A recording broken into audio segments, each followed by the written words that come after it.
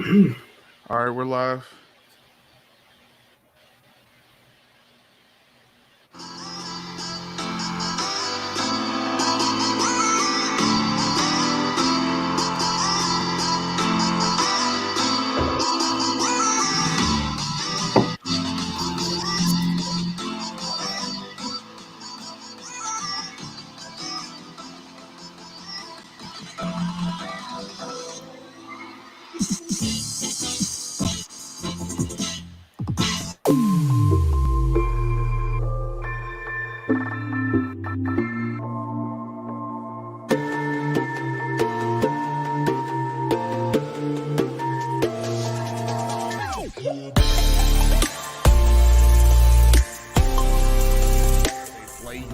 Network presentation.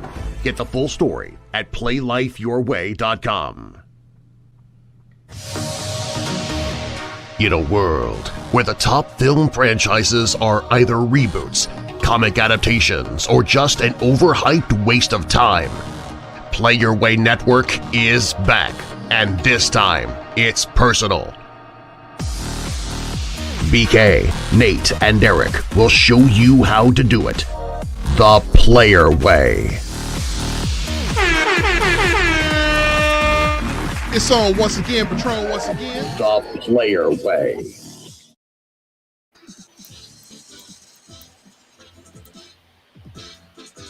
All right, ladies and gentlemen, everyone in between, with all due respect, it's your boy BK, your podcast DJ, helping you understand how to do your life and your media.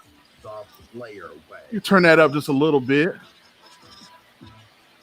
Hopefully y'all are having fun joining us. The Player Way. And of course, as always, I got the squad with me. What's up, y'all? Looks like James stepped away. Oh, there's James right there. Boom. How y'all doing? Good. All right. Boom. Here we go. That's it. Say what'd you say? To a great considering? Yeah. All right. Let me see who we got on here with me, see if there's any comments. I see a couple people here. If y'all got some comments, if y'all are here, let us know that you are here. But what we got going on right about now, ladies and gentlemen, and everyone in between, is we got a little impromptu session. The person who I would call the godfather of the podcast is Mr. Nathan Peterson right there, down there. And his idea wasn't necessarily to do a podcast per se. He just wanted to have fun by watching movies and having commentary. He and I used to work together. We used to travel with each other across the country. And we had an amazing time just talking about how movies should be made outside of the studio system. And so we always had fun just talking and extrapolating about movies. And so after taking man trips together and stuff like that, we were like, man, we should we should have a show where we just watch movies. Wouldn't that be dope? Or like you could have an option to subscribe to a certain commentary and have it attached to a film. So after many podcasts, after 60 episodes of a regular podcast just talking about movies, the technology and everything is finally here for us to actually enjoy this together. So shout out to the quarantine for helping us get all of our film watching done. The Player Way. So that's what's going down. So what we are going to do is we're going to watch a film together. If you've seen the title, then you already know what it is. We are watching The Matrix today. Watch along the Player Way. And that's what we're about to do. And just to kind of get it going well with you all, there is going to be a countdown situation set up. So if you're watching this and you want to watch along and start it, it is on Netflix. This gives you a little time to go ahead and pull it up on your Roku or on your Fire Stick or whatever you're watching it on. And give you a couple more seconds. If you need a couple more seconds and you are actually intending to watch it with us, feel free to leave a comment. But otherwise, we're about to get started. All right. So, Nate, when's the last time you saw this film? All right, well, we were talking about it earlier. It's been well over 10 years at least, I think.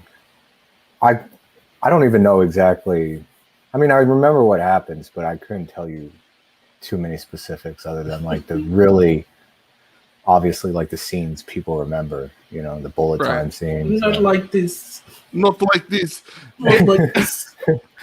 James and I say that like all the time. Not like this. Not like this. It's become very memeable. See, well, I don't even know what that is. Oh, oh, really? You'll, okay, I'm you'll excited. see. I'm excited. All right, so here's what we're about to do. Let me get this timer. Get ready to go on the timer. All right, here we go. Got my timer up. Gentlemen, are you about ready? I have Yeah. it. I have All it loaded. Stand by.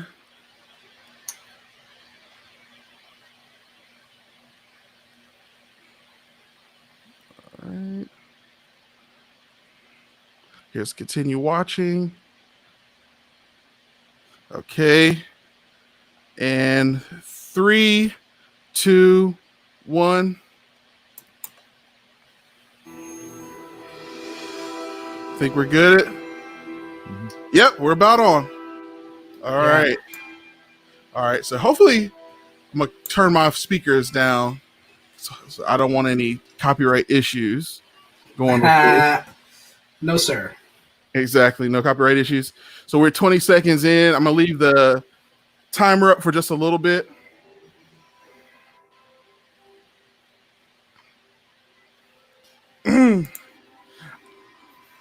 The crazy thing about this film is, like, when it came out, it was not that popular when it first came out. It took a minute for it to really catch on. Yeah, I feel like it when it came out on VHS. Yeah, like it was kind of a thing that people talked about. Got my popcorn right here. But it was something that people talked about. It was like, yo, have you seen that movie? And then, like, as the commercials kind of came on TV and you heard about it, it was more about the achievement of bullet time. That was like the most popular thing about the film. It was this CGI. People didn't really talk about the story too much. And then as it caught on, people started really appreciating the story. What y'all drinking over there? I got my PBR. Water. Water. I had some leftover margarita that I made, so I had to finish it off. All right, so this is the scene where we meet Trinity for the first time. And we're introduced to bullet time. Room 303. Definitely a the hotel numbers kind of be in divisions of 3 and all that stuff, or divisible with 3, or that play on 3 is something that you see throughout all of the films, particularly in hotel rooms and things like that. Mm-hmm.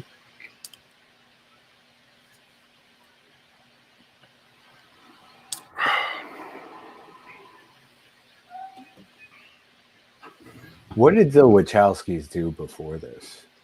There was a film with what's her name? The chick that plays in Bride of Chucky. I think her last name is Tully. Yeah, Jennifer Tully. Jennifer Tilly. Yeah, Jennifer Tilly. She had a kind of like a Cinemax type movie thing that was out that was like super sexy that they were known for early on. And that was kind of the film that they made to get the funding and get like the nod for this. So I remember when the way the story goes is they were still relatively unknown directors at the time. Will Smith, when he auditioned they had the meeting for him to audition as Neo, the way he kind of describes it is there was these two nerdy guys who were like, all right, so we got this movie and it's about like in the future, and it's about whether or not you would know whether or not you were inside of a dream or inside of a dream world, and you know, and then the main thing, all you need to know about this film is that we're gonna take, when you do a kick, you're gonna see it from all angles, 360. And because nobody had seen anything like that, Will Smith like tuned them out immediately. He was like, I don't know what they're talking about. I don't know what this is about, whatever. And he passed on the film because of it. So the name of the movie you're talking about was Bound, by the way. Bound. That's it. Bound.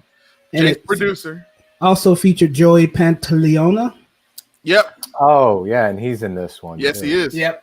And it had a very similar style to this, like the sleek. Pantoliano. Yeah, it was very similar to in that aspect, and how clean and how really high definition the film looked. Like high definition wasn't really a thing yet. I mean, because of DVD, you kind of talked about high quality video a little bit. And as far as audiovisual goes, S video was like the new medium and the new auxiliary cable to go along with like super high visual VHS and DVD.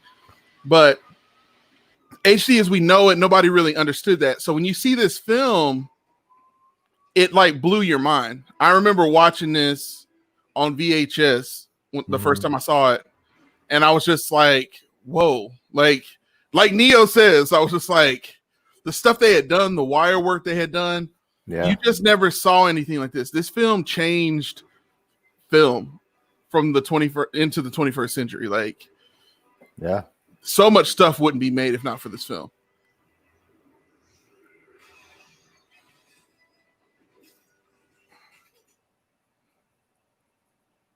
Like, even the guns are sexy, like that she's holding. Like, there's such a style to it. And when you go behind, like when you look at the behind the scenes stuff, all of the drawings are super stylized too. So it's a feat to. I think it's always great when you see sketches of how a film is supposed to look, and it turns out exactly like what was planned. I mean, that's what storyboards are for. Yeah, but so many people, when you actually work in film, you'd be surprised how many films don't have storyboards, man. It's you know, the big budget ones do that, but you know. And then even when they do storyboards, a lot of times they don't match it exactly right, as we know with Star Wars. Star Wars is one of those films that you'll see sketches that look nothing like what the final product came out to be. I mean, I attribute that to more like Lucas is always changing his mind about things, you know, adding shit into the movies 25 years later. Exactly. Oh, I wasn't supposed to curse. It's not a big deal, dude. It's all good. I remember the cell phones in this. Like, everybody wanted one of those black. Yeah, the one that snaps out. Yeah. I mean, I didn't even have a cell phone back then. Well, that's what's crazy is they were some of the stuff in this film this particular one, The Matrix above the other two, the older this film gets, the better the seasoning is on it. It ages very well because there were some out of time elements that were in there, even for the 90s, some things like even the computer he uses for the time was kind of on the back end. Computers had started to get a little bit more stylized by then, but so they wanted it to look a little bit more IBM, like old schoolish, but it ages very well that way because there were a lot of computers that way. And the way you use computers now are nothing like that anymore. That terminal style, even if you have a job where you use a terminal, it's not even like that anymore. The way they have the payphones, like if they had made if they had made this film 2 years later, the payphone stuff would have not worked as well. Like it came at the right time. I wonder if they're going to put phone booths in the new one. Well, you know, the thing is that they can do that. See, there's the 101 on his door. So again, it's a play on that binary code.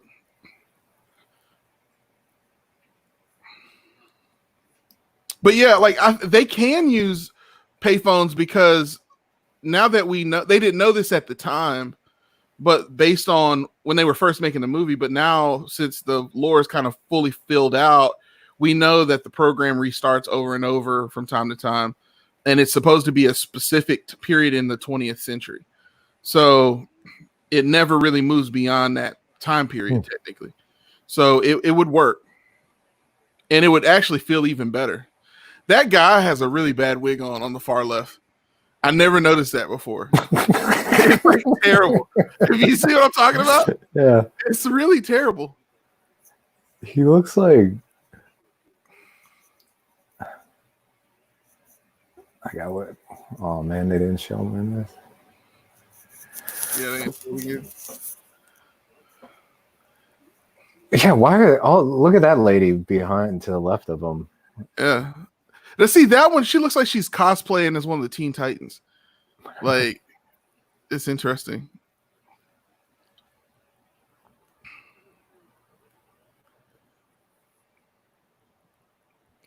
The white rabbit on the shoulder. Yeah. Obviously fake tattoo.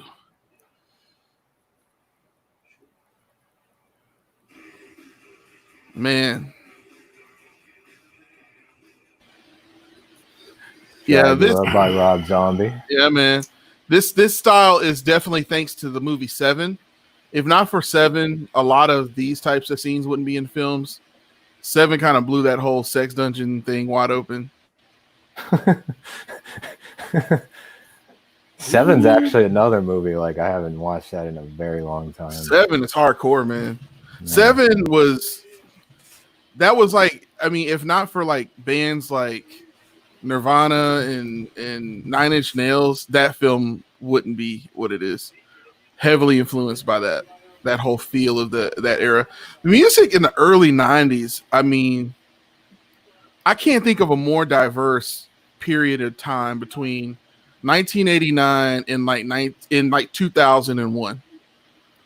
Like that decade era, capstone by those capstone years, incredibly diverse. You had like Leanne Rimes on the radio right next to Nine Inch Nails, right next to the Foo Fighters, right next to Dre and Snoop, Jewel, Shania, Boyz II Men, Mariah Boyz II Men, Carey, yeah. Whitney I'm telling Houston. you, dude. And they all played together. You had the Yeah. Blockbuster Movie Awards, and then you had the VMAs. Yeah. It was crazy, man. It was an amazing time to be into music. Late 90s was when I first started getting into music. Like, outside of just buying soundtracks to movies I really liked. Like, That's I had the the Dumb other and Dumber soundtrack. But soundtracks were huge during that time. Bro, Yeah. soundtracks was Yeah. Space Jam soundtrack. basically all movie soundtracks back then were the shit, for lack of a better term. Like it was Babyface. It was, man. It was just movie soundtracks was like the movie was nothing if it didn't have a good soundtrack. Exactly. It wasn't nothing. Like it was, you did not want to even see the film. Going back to our what we were talking about earlier with Robin Hood, that soundtrack is what made that movie. Oh, yeah. Bryan Adams. Yes. Yeah. What song was that? Everything I do it for you. I thought that was it, because if you say Bryan Adams, like that's his song. Yeah. If that song didn't exist, I don't think people would even know about that movie. I agree. You're probably right. Yeah. I agree with you, man. And then because remind me if I'm correct or wrong. Wasn't that movie called Robin Hood, Prince of Tides? Thieves. Prince of Thieves? Okay. Prince of Tides is an entirely different film. Okay, who was in that one? I feel like it might have been. Oh, by the way, while we're watching the film, this is the time. Okay, so this is the scene where Neo is getting chewed out by his boss. I'm hoping that COVID killed this whole way of doing. Like, I hope that COVID killed that. Like, that type of meeting where you get called into an office, you have to talk to somebody. I hope that when we go back to work, that never exists again. Because that's timeless. That scene is timeless. That would make anybody want to take a pill and just drift off into the cold wasteland of the future. Like, it's just like, I hate my whole life. I already knew that I hated my life before I walked into this building. Yeah. There's that cell phone you're talking about. Yeah. Prince of Tides was Nick Nolte and Barbra Streisand. Jesus Christ. Yeah. What Entirely kind of different. sticker is that? It's a psychological thriller. Oh, okay. So it really romance thing. Yeah. Gotcha. Okay. Yeah. So and then if it wasn't for Prince of Thieves, there wouldn't be Men in Tights. Because that was a parody from that. Because it was a parody, yeah. I've actually never seen that. It's okay. It's overrated. People love the hell out of that movie, but it's okay. It was the best thing about that movie is that was the beginning of Dave Chappelle. Like a lot of people didn't know who he was before that film. Oh, was he in that? Oh yeah. Yeah. Oh yeah. He played the black guy. Was he Little John? In Robin Hood, there's always the black guy. He They played always the have- Moor. The He's usually one. That Little was John. he played the Moor, and that Uncle was Storm. yeah, that was Dave Chappelle. Okay. You want some popcorn? I have never been a big popcorn person. Mm. If I ever buy something from the movie theater, it's always like nachos. That's what's up. Yeah. Movie theater popcorn is like a scam. Not in that it's not good, because it is. You can never get that same flavor at home, no matter how many devices they give you. And James and I know that because we had a job where we used to make movie popcorn. It's something in that oil. It's the oil and the seasoning that they use. Yeah. It's and the intense heat that you use to agitate it. You can't get that at home. No matter what device you buy, you have to buy like the hardcore industrial stuff that they give you. And then what was crazy is like they sold that movie theater popcorn at like the hardware store. That's what was crazy about that. Oh, We really? ran out one time and I had to go to a hardware store to get more of it. And I was like, of all the places to buy this, a hardware store? Yeah. Hey, I need you. Run to the Lowe's. Exactly. Or what? Movie theater popcorn. Yeah. And to make that, I had some older people that were my bosses at the time, and the one in particular, I won't say his name because I don't want to old shame or anything like that. But like that was when I thought he was starting to feel his age, when he told me to go to the local hardware store and get the popcorn. I was like, "Are you okay?" I was like, because I was really young. I was like my early 20s at the time, and I'm just like, "Are you okay? Like, you sure?" I was so shocked when it was there.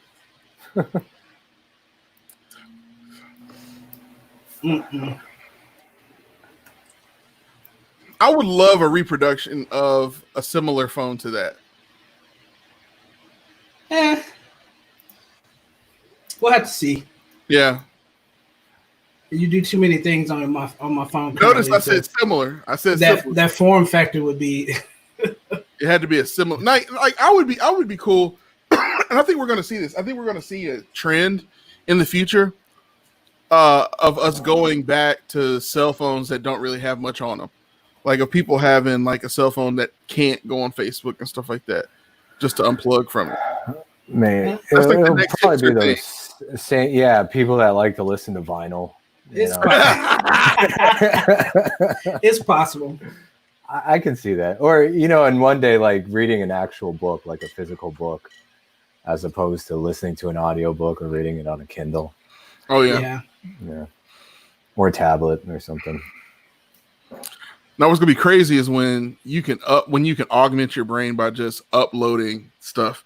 And I'm almost for certain we're not too far from that. Yeah. So you can I don't see archive the why not. memories. Yeah. Oh yeah. I think we're really close as a human race to the Joe Rogan experience that he talks about, where we can augment. Like I'm really ready for, like, what would kill obesity, in my opinion, would be a chip in your brain that just allows you to see everything and keep track of everything. It doesn't even have to automatically upload the information to your brain. It could just be an overlay on your eyes. And it's something that samples your blood like every morning. So when you get up in the morning, okay, my blood is lacking these nutrients. I need to eat these things for the day. Yeah. Yeah. Everything a growing body needs. Everything the body needs. Amino Well, acids. that's, like when you get to Matrix 2, or wait, actually, no, they do show it in this one where they're eating like the goop. That's this one, It, yeah. Yeah. it looks where- like cream corn. Yeah. Cream corn mixed with oatmeal. Yeah. Yeah. Sometimes eating is a chore to me. Like I'll eat because I feel like I need the sustenance, but I don't want to cook anything. I don't, so I wish I had a pill that just gave me all the nutrients and minerals I needed for that day sometimes. Well, and yeah, not only that, but like if you like on the other end of the spectrum, I'm like really into cooking and eating. But Yeah. I do, but we take a day off sometimes. Sometimes we want to like not do all too that. terrible. And like to make really good food, it is calorie dense, man. Like you on one thing you'll see Gordon Ramsay talk about eating healthy, but when you actually count the amount of calories it is to make the stuff he makes, it's insane. You're like, oh, this is terrible for you. If you go out to eat at like a gourmet restaurant, that's the secret to gourmet restaurants is incredibly calorically dense food. So I would love to be able to take a bite of something and my body tell me, like, obviously it would be a slight lag to it, but like I could eat something and after 5 minutes, it could tell me where I'm at on the spectrum as far as caloric intake, you know, sugar, salt, and then all of the things that my body is going to need to supplement eating this meal. Yeah, well, sometimes it's not about that. Sometimes it's just good, and it is. But you can't overlook that. Absolutely. So if you're just now joining us, I see the numbers going up and down. I'm going to put up the counter so you can keep track and stay along with us.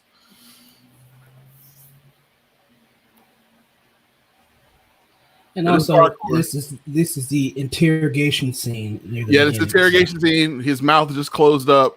Yeah. The CGI in this film, as opposed to the second one, is so much better done. They do so much more with less in this film because you can tell that they had to be careful of how they spent their money. But in the second one, there's so much stuff that looked not finished. Oh God, like that scene with Neo fighting all those Agent Smiths and absolutely. God. Oh yeah. Yeah. It's like they didn't care. No, and the stupidest part of it is like he goes through fighting all these guys and then it's like, oh yeah, I can fly, and he flies out of there. Yeah. It's just bad writing. Yeah, very not well done. Oh, this would freak me out. Oh, yeah, it would freak you out. Just waking up in your room, not remembering when you went to bed. No, I mean, there's that thing crawling into my belly button. Well, no, but what would scare you more is waking up and not knowing if that was real or not. That would be worse. Because that would be like, how long have I been asleep? Because he's wearing the clothes that he wore. I think those are almost exactly the same clothes he wore when the other people came over. It might have been a white t-shirt though, but clearly, like this is. Well, he wasn't wearing his work shirt. He wasn't wearing his work clothes. Yeah, that's what I'm saying. He's wearing like what he wears when he's hacking and stuff. So like he's like, did I go to work today? What time is this? When is this? I like how it sort of explain, like, you know how you have dreams where you can't breathe or you feel like you're like paralyzed when you wake up and you just jolt up out of bed. Yeah, it's kind of similar to that in the sense that they, had his mouth covered up. He couldn't breathe, and then all of a sudden you just wake up.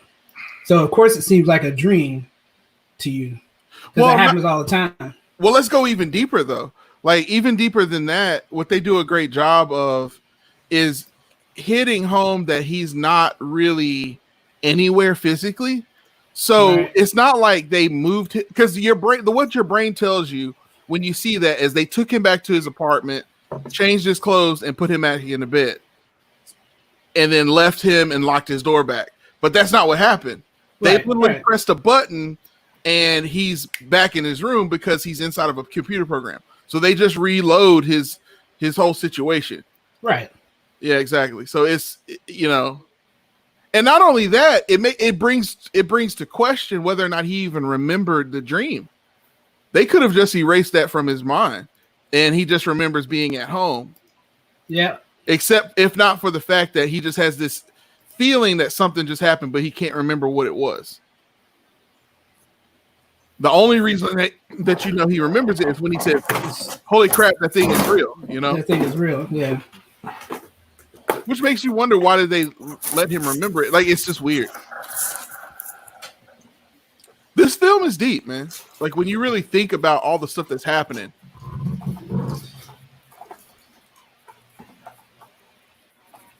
APOC. Man, the most useless character in the whole film is APOC. APOC literally does nothing but die.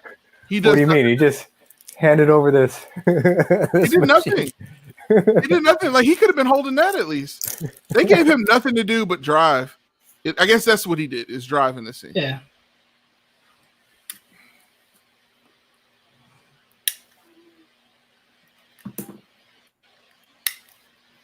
I would love to see what Neo's life was like before all of this. Because he he seems just saw to- it. His boss just yells at him every day. but clearly, like he became a hacker and he's done some crazy crap, man. Like they, if you've ever watched the Animatrix, then you know that Trinity had a pretty exciting life before she left out. She was worldwide known. So Neo clearly is known because there's another one where the kid that shows up in the second one.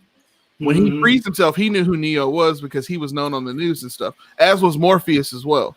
So the world knew who these people were.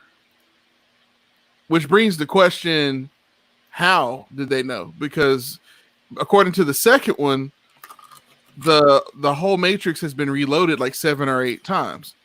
So, obviously that means Trinity and Morpheus are from this version of the Matrix. So how long have they been fighting? How long has he been free? How long has this iteration of the Matrix been going? How long does a Matrix cycle last? Yeah. It brings a lot of questions as to all of this. They never 33 answered years. 33 years for what? That's how long this Matrix cycle lasts. Oh, Yeah, no, You just made that up? Or you saw that? I'm just saying that just because in essence, he's a Yeah, you're right. Jesus-like figure You're right. who reaches maturity at a certain point and has to be Okay. sacrificed for his people. Okay. I hear you. James, So the anomaly comes around about that same time. I'll That's give you just that. speculation. I'll give you that. I'll give you that. Good job, James. I'm liking that.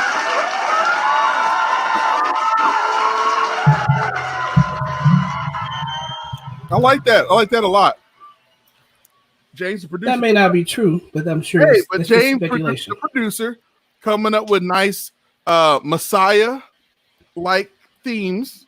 Mhm. The player way. I'm in there with it. I'm here with you. it would make a lot of sense. It make a lot of sense because Yeah. if he's the one, then Right. it would restart with him. Mhm. Start and end with him. And they reset every time the anomaly comes on. Mm-hmm. Yep.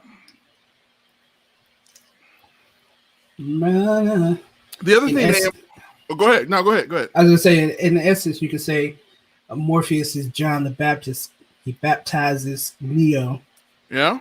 and starts the whole process. And of course, Trinity is Mary Magdalene. Right?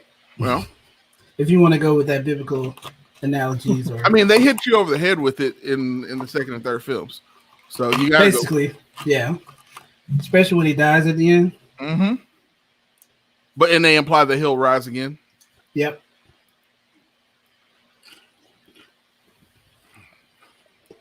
And he will, because Matrix. Yeah, apparently. Which he did, supposedly in the real world.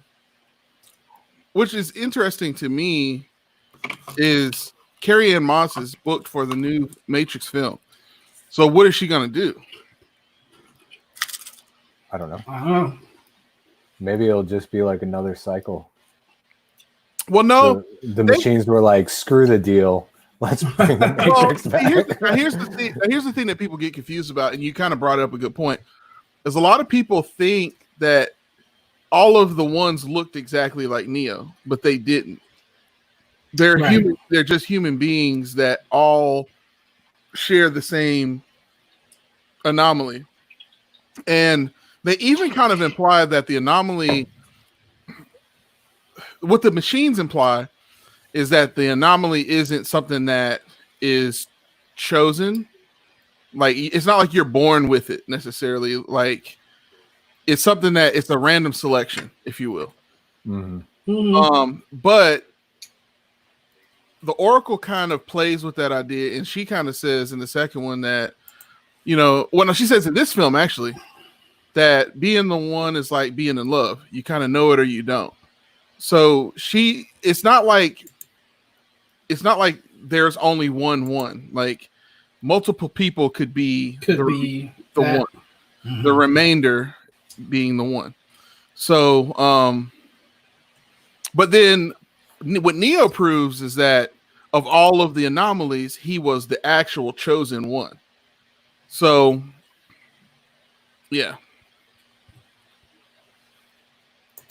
Okay, so APOC did another thing. All right, yeah. He told him whether or not he was online. Yeah, I don't know why you're so against APOC, man. Dude, APOC is leave APOC alone. Just leave him alone. Leave him alone. The biggest problem with APOC is you don't really build a connection to him. No, not at all. I totally forgot. And then on top of that, this is one aspect of this film that does not age well. They imply that him and Switch are together. That's why she's so sad. But clearly she's a lesbian. Like clearly she's not into dudes. So like why is she so hurt that he dies versus everybody else? Maybe they're just BFFs, you know. Yeah. I mean, but I would like to see more of their relationship. I'd like to know why it's so sad that APOC died. Because they imply that people die. Like people die every day in what they do. Yeah. But that doesn't mean you don't form connections with people just because people die every day. They just kind of that's the movie we need to see is the APOC movie. I just need to know more about APOC. I would like to feel sad too when he dies. When he died, no one ever felt sorry that he died. It was like, oh, that's badass. Yeah. It's like this. They have to have somebody. They have to have somebody die in the movie. It's just but I just like now. I'm gonna tell you that Mouse's death is like the heart wrenching one. That's the one that's like. Well, they always make you fall in love with like the quirky, kitty, like, sort of kitty comic relief, naive person. So he got it hardcore. Plus, he has way more lines. Yeah, he does. He actually talks. He did something. That's what I'm saying. APOC didn't do anything. They could have made that kid and APOC the same. That's not APOC's fault. But they could have made that kid and APOC the same guys. That's all I'm saying, guys. That's all I'm saying. APOC, look, he learned to kind of keep quiet. Where is he? Where's the kid right now? He could have done that. They just had one extra character they didn't really need. That's all I'm saying. That's all I'm saying. Let's not say he wasn't needed. Like, I still think you're going a little hard. Look, he has a line. Look, he's targeting. Got him. Got the barcode. Going down the throat.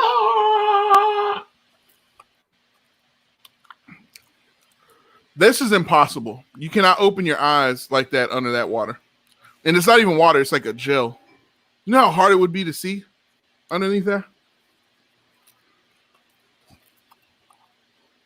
This would be terrifying. Yeah. This would be terrifying. Man.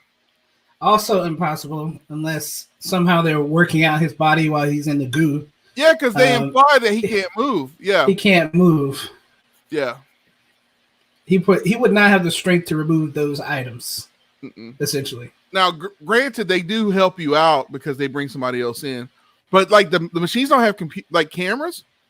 Yeah, right. Or they can't see this happening. They don't have alarm systems.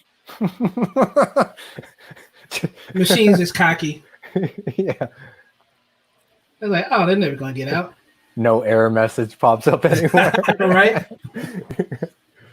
Now, somebody brought up a good point when I watched this film not too long ago, because one of in the original script. So let's talk about this for a second. In the original script, the whole reason that human beings were kept around is because they were being kept to help create a shared cloud drive and a supercomputer of minds put together so that machines could do more computing, which makes absolute sense, actually. What doesn't make sense is this idea that we're all batteries. The amount of BTUs that we generate through our body is not nearly enough to power all of the stuff in the Machine City. However, the thing that I have to give to the Wachowskis is that if you can't really fix that plot hole, and here's why. If you say that, okay, we kept the human brain to use as a supercomputer, which is a plausible thing, then why would they keep the entire human body? Why wouldn't they just embalm your brain to reduce risk of security, like things like this? So it's one of those things that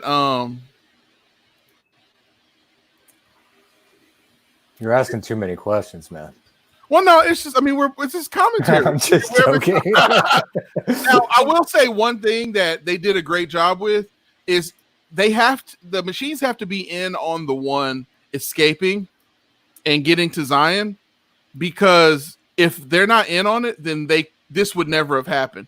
In a whole Machine City that is run by supercomputers, that they would never be able to infiltrate.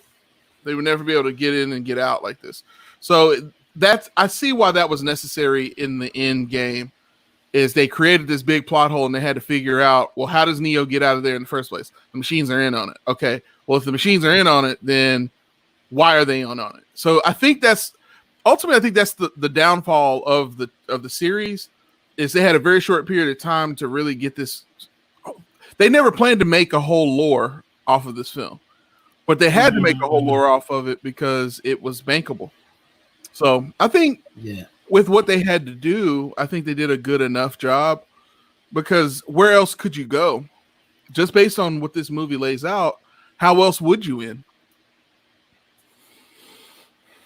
You never used it before. Well, probably just off the top of my head with APOC. The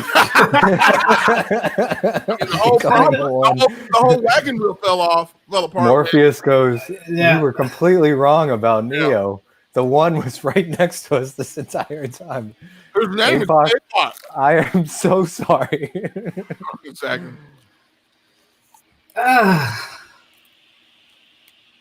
Some sort of acupuncture. I'm so glad I had more than Yeah, that's their way of reactivating the muscles somehow. Yeah. Yeah, we didn't know That's much gonna be about. expensive health. We didn't know much about science back in the 90s. If we knew what we were doing, we would have made them do cupping instead, right? That's like the new acupuncture. Oh yeah, that's a new thing.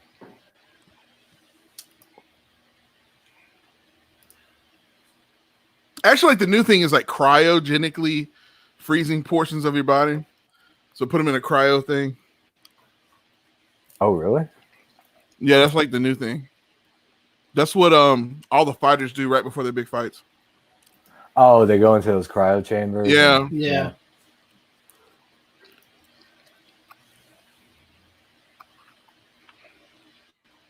Lawrence Fishburne looked like a badass in this movie, man.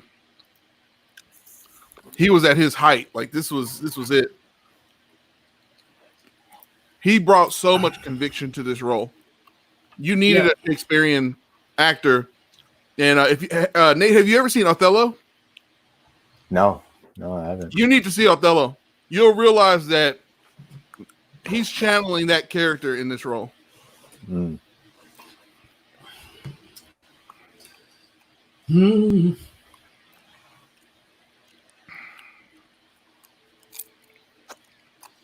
Hey, James, remember that terrible streak in the late 90s, early 2000s where because Romeo and Juliet came out with Baz Luhrmann's Romeo and Juliet, they wanted to redo like all of the old Shakespeare stuff, so they came out with O with Mackay Piper. I remember. And then they Julia have Stiles, right? Oh man, it's not a good movie. Switch. You meant APOC? They took one little bit of hint that Othello might have been black, and they ran with it with that film. It was like, wow, Shakespeare got racist all of a sudden. That's not what necessarily what Othello is about. Let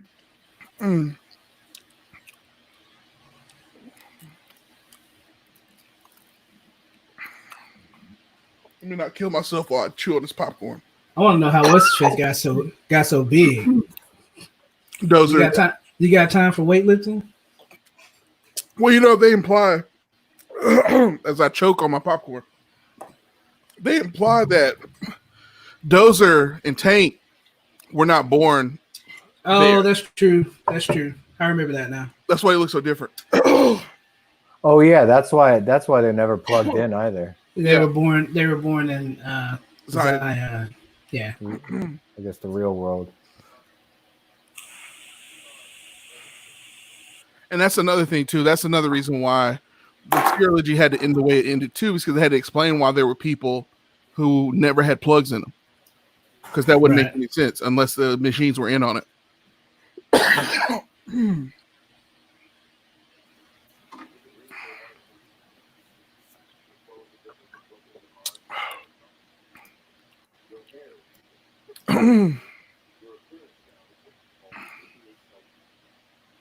If there was any person in the world that I met that would be Neo in real life, it would be Nathan Peterson.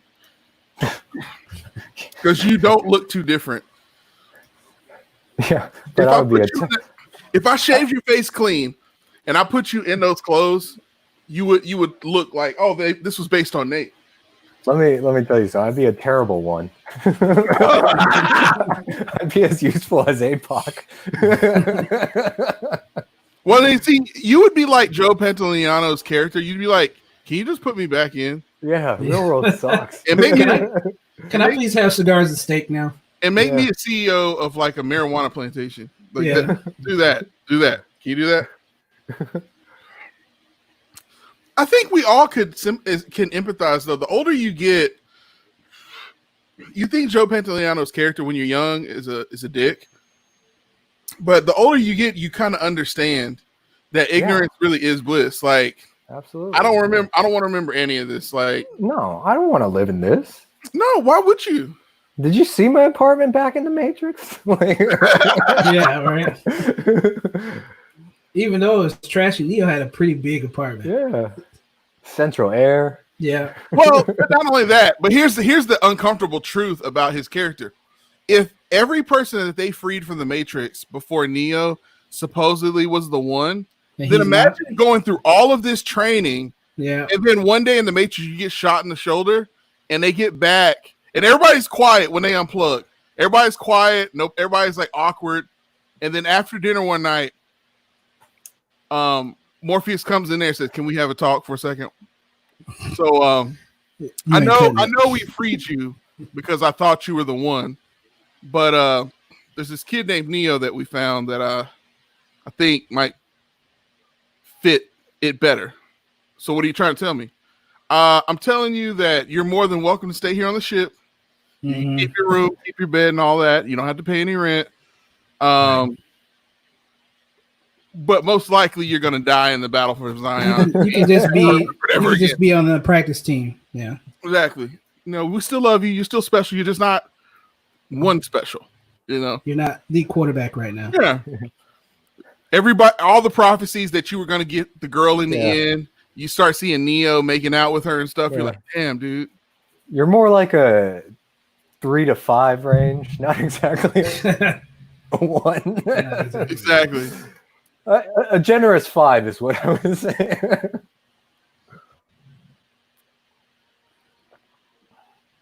How do you grow humans? That's what I don't understand. I'm sure it's a lot less industrial than that.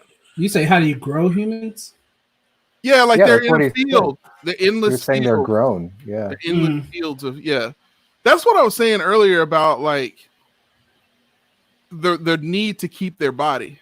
That's the part that is the only thing that makes sense is that they were generating BTUs of electricity with their whole entire body.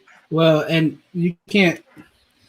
I mean, unless you figure out some other way to reproduce, they need the rest of their body to reproduce. Still, you still have to produce. True. Fair enough. Still have to produce things. Fair enough. To make babies. So. So that would explain what Wet Dream's all about. Mm-hmm. And really any sex that they would have in the Matrix. Yeah, basically. Yeah. But that would imply that all relationships that you have in the Matrix are predetermined. Now you're getting deep. Now you're getting really deep.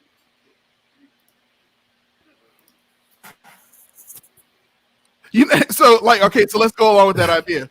So wouldn't they be though? Yeah, if they would have to be. They would have to. Yeah. They would have to put pressure on certain individuals based on survival of the fittest to reproduce, which means there are some humans that were indeed made to be forever alone. Like there is no hope for you. There's no reproductive needs for you. You're just here to help generate more computing power and BTUs of electricity. I mean, they could still, like you said, with wet dreams, they could still get stuff out of them. It doesn't. I mean, yeah, but they still would be forever alone. It would, yeah, probably. It's just depressing. You're predetermined to not This be fit. movie is depressing if you really think about it. I mean, that's what we're doing, man. We're getting in there. So imagine there's a whole episode in that world of ancient aliens based on copulation. Conspiracy. But what if? It's a conspiracy?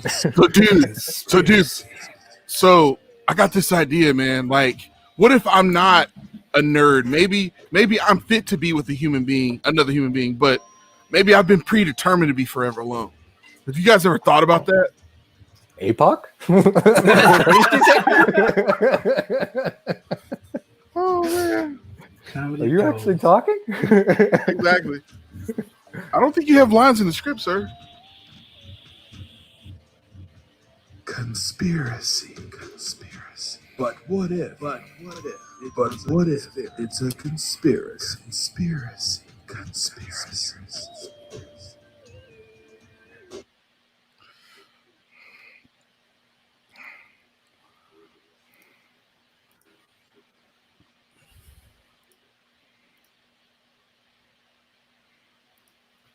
Man, how do you get that many holes in your face? Lawrence Fishburne has some. Man, that's shaving when you're not supposed to shave. But he was shaving like next to his eyes. Could have been acne, like acne. Could have been acne too. What do you take that makes acne like concave into your face like that? Dude, I mean, you see it like when some people do have really bad acne. Like once it goes away, you'll see they call it acne. Yeah, scarring. Yeah, crazy, man. Especially if if it's really bad and when you're young, you're like picking at it too and stuff like that, making it worse.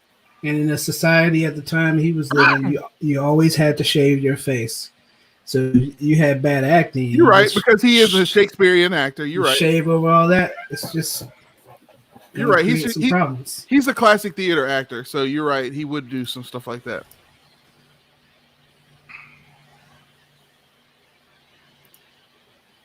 Actor, you're right. Shave over all that.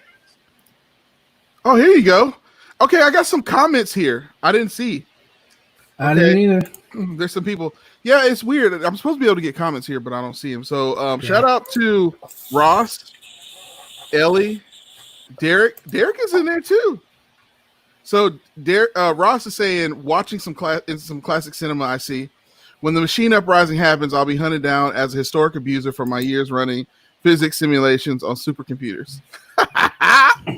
If you don't know, Ross is this guy that I went to high school with, who's a good friend of mine from all the way from back then. Shout out to Ross.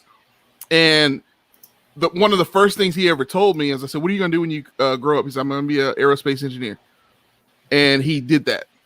He has worked with NASA and all that stuff.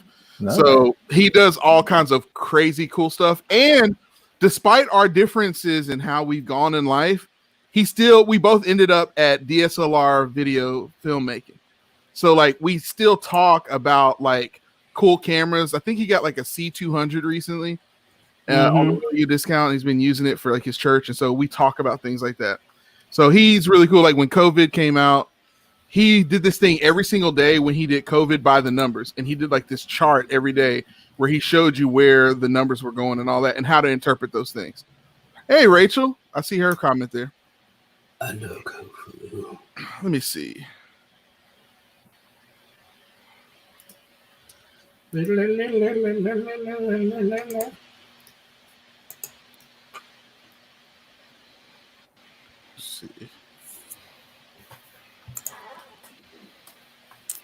Okay, so then Ross also says, oh no, Matt Goodson, shout out to Matt Goodson.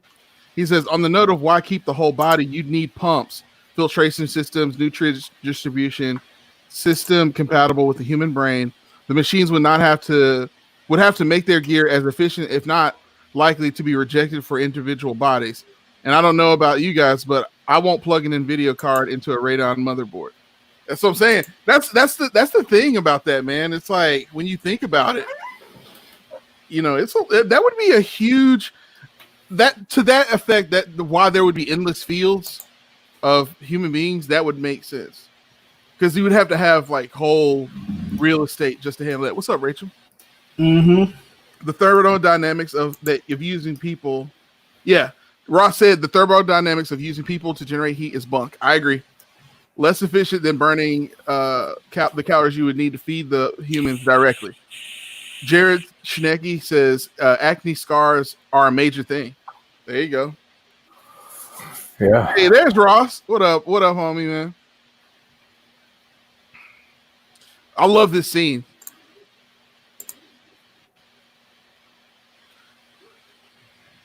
Mm-hmm.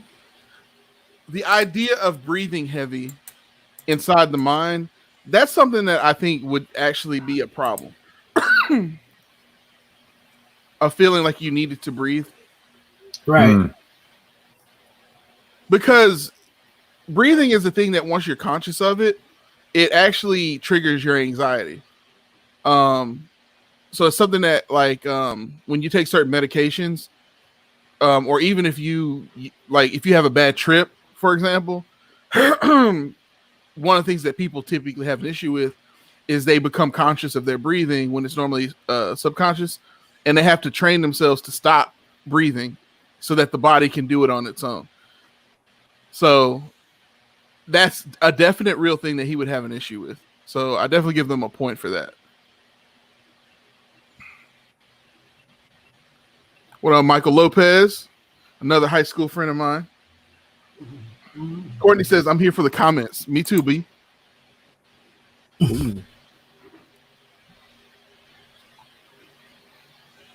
I love this scene, man.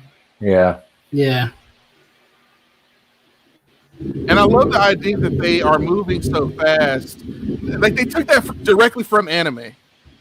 They took that directly from anime, that they were moving so fast that the computers can't keep up with their speed.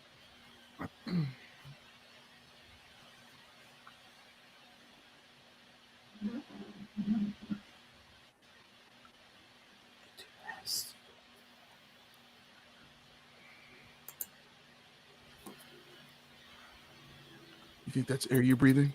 In this place. Enjoy your drive and your walk.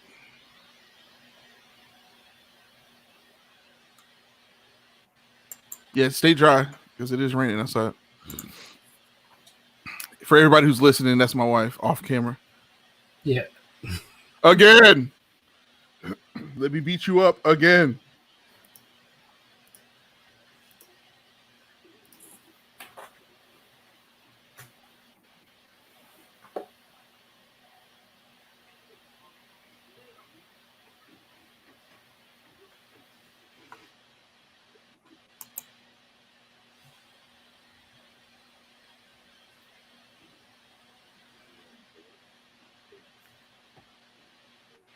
No, you can. Boom. Here we go. They could have done so much more with this scene. And I think if they had done it nowadays, they would have done it more with it. Other than just his arms moving fast. Mm-hmm. Like he should have gone beast mode.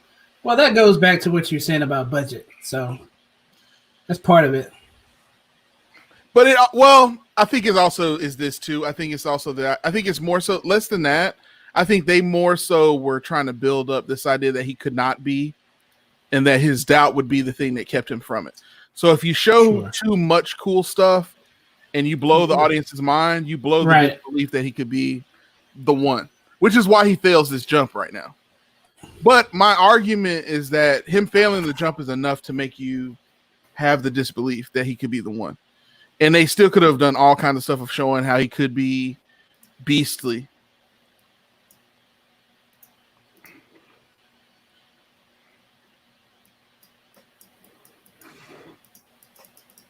I think that's what makes this film so well, is it's a detective film in the middle of a whole a whole. And Ross, I see your comment. I'm gonna put it up in a second. I wish there was a way to put your whole. Let me think about this. How I'm gonna say this.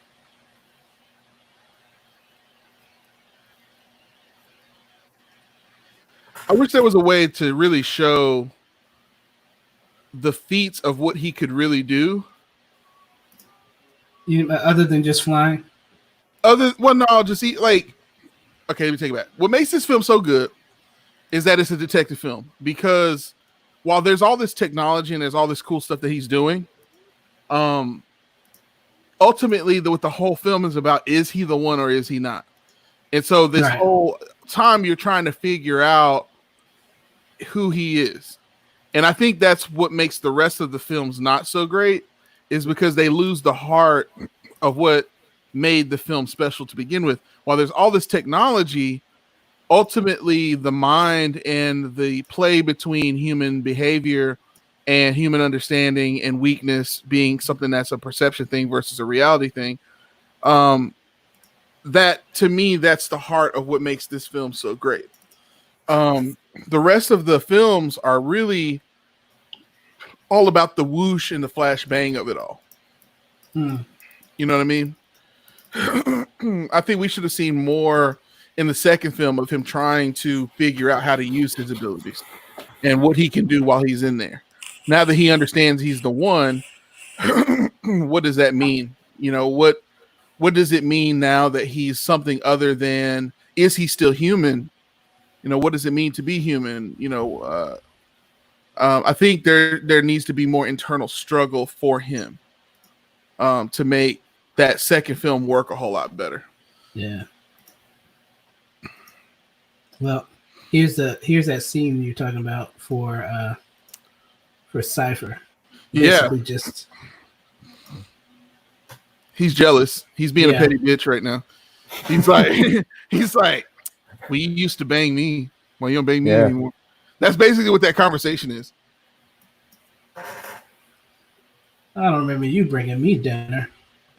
Exactly. That's what they're implying. They're implying that he was selected as the one before. That's right. A whole lot of people miss that scene right there. I don't remember you bringing me dinner when you brought me on here. And they also imply that he might be like the most recent one. And the fact that he knows how to get in contact with the agents and nobody knew it, it shows that he's on a high level of hacking, just like Neo is. Right. So he's another character that the feats that he does are kind of incredible when you think about it. To accomplish what he accomplishes and nobody knew it the whole time, it's fascinating.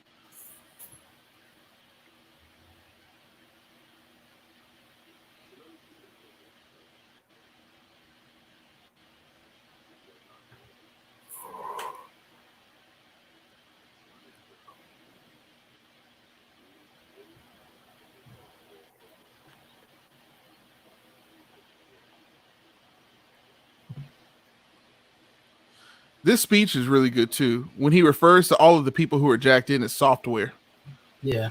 they can access any software still plugged into their mainframe. So let me go back because I got some more comments. So Ross McClendon said, "I do wish we had a way to directly upload knowledge to our brain. That would be cool. Although I wonder what the limitation would be." Yeah, that's what we were talking about earlier on the podcast. Like I think, and I don't think that we're too far away from that.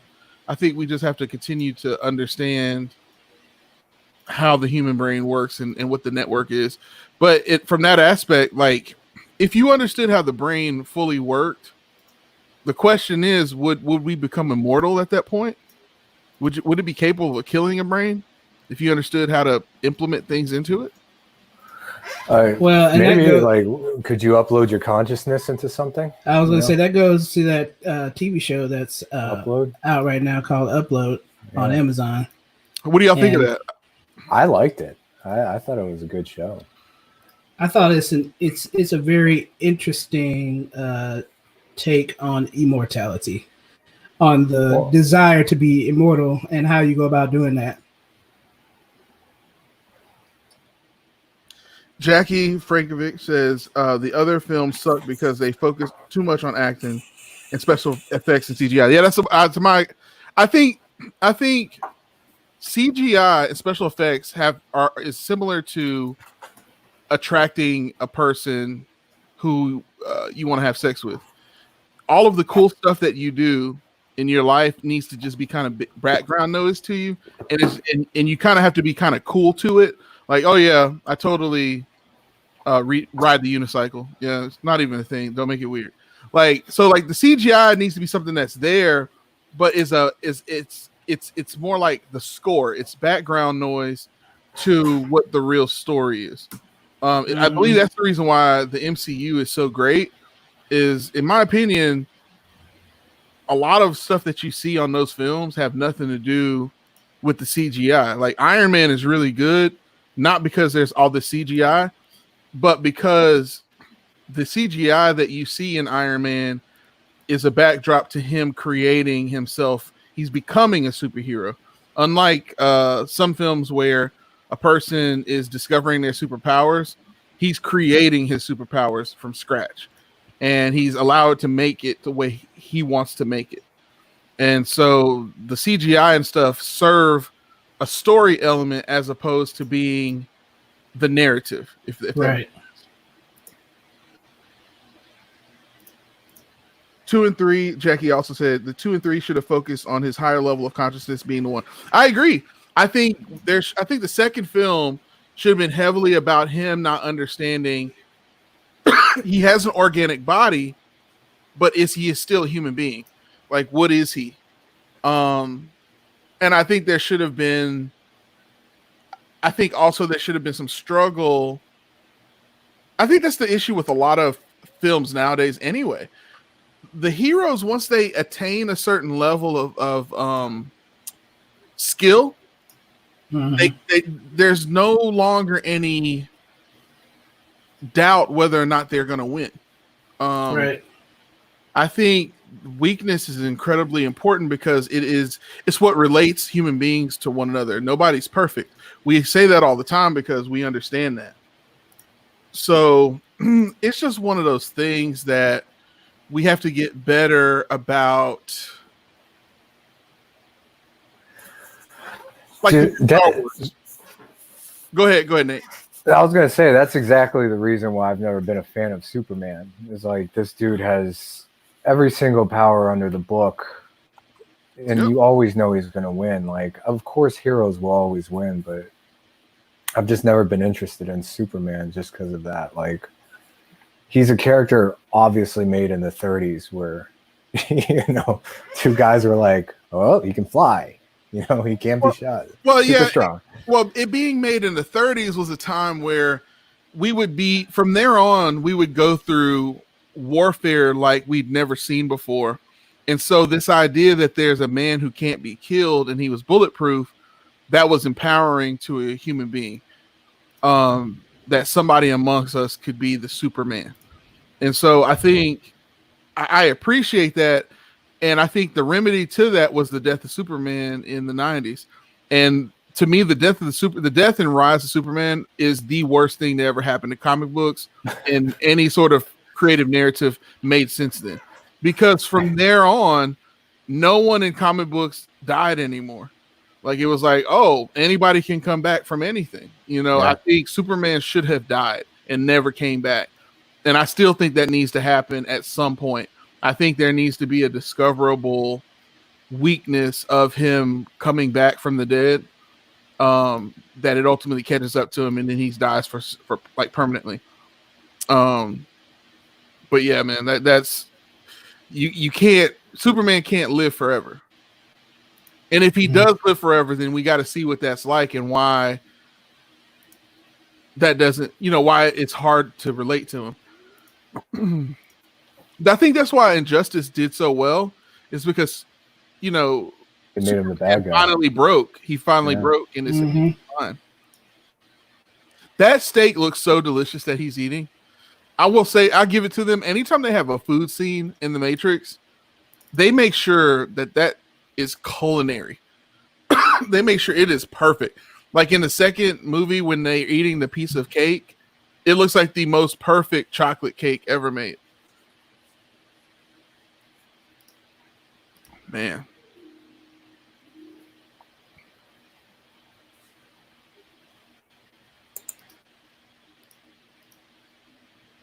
Nothing. He brings so much to this. He brings so much to this film. They don't What have was his another name? character like Cypher? that. Yeah, Cypher. They don't have another character like this in the rest of the series. That's another weakness. The idea. Well, Right. I take that back. They have the general in Zion. He's supposed to be a similar character. But the human enemy as well as the machine. The enemy is not them. It's us ourselves. That trope. Yeah. Oh, look at this.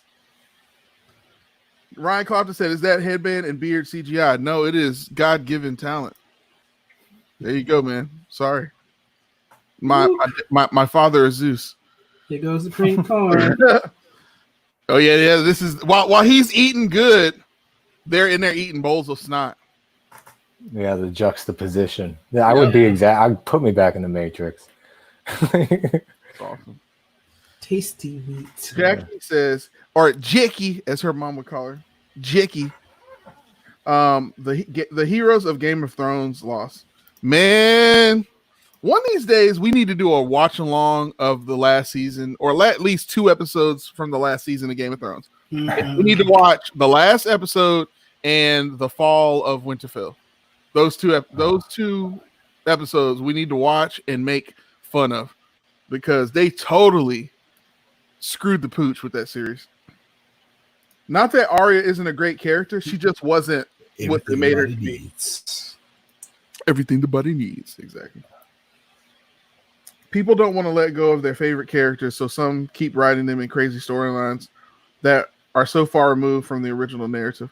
Yeah, I think that's the weakness of Jon Snow, is they thrust Jon Snow to be the main character when he comes back from the dead. I don't want it. I don't want it. and I think his character of not really wanting to be king, the reluctant hero, of not forcing him to be a victim of his own ability, they missed an opportunity. I think they could have made him king, but him being miserable being king, of not really wanting to be that, but having to do it. That's a much more interesting, and implying that somehow he's going to fail when the show goes off because of that. I don't want it. Yeah. Yeah, that was. Although I think the problem with American audiences, in general, they don't like things that don't end happily some sort of way. I don't agree with that. I pretty much when people talk about like, I think maybe now things might be changing a little bit, but especially when people talk about like when they do testing for like films and certain films in a certain way that more differently than what the audience expects, it kind of they will end up changing it just because of that. Yeah, I think that some people believe that it's true that audiences in general don't like things to come to an end. I'm saying that they don't like for things to end not happily. No, I'm getting there. I'm getting there. Yeah. I believe that people don't like things to come to an end, period. So no matter how you end something, you're not going to please everybody. So the idea that you do it however you want to do it is the wrong thing. I think the blessing of today's audience is you have the ability to really pull the collective consciousness of your fan base and really help them in many ways, your audience will understand the story you create more than you understand it. I think that story is something that to kind of give Michael Jackson as an example. Michael Jackson once said that he was afraid to sleep too much because God would then give all of the ideas that he slept on to Prince. And I think what I think what Michael Jackson was trying to convey in that is that creative ideas are more than just it's more than just literature. It's more than just this thing that you put together in a rondo form and it's a formulaic thing. I think a good story like Star Wars, for example, is something that becomes a creation of its own design after you give it life.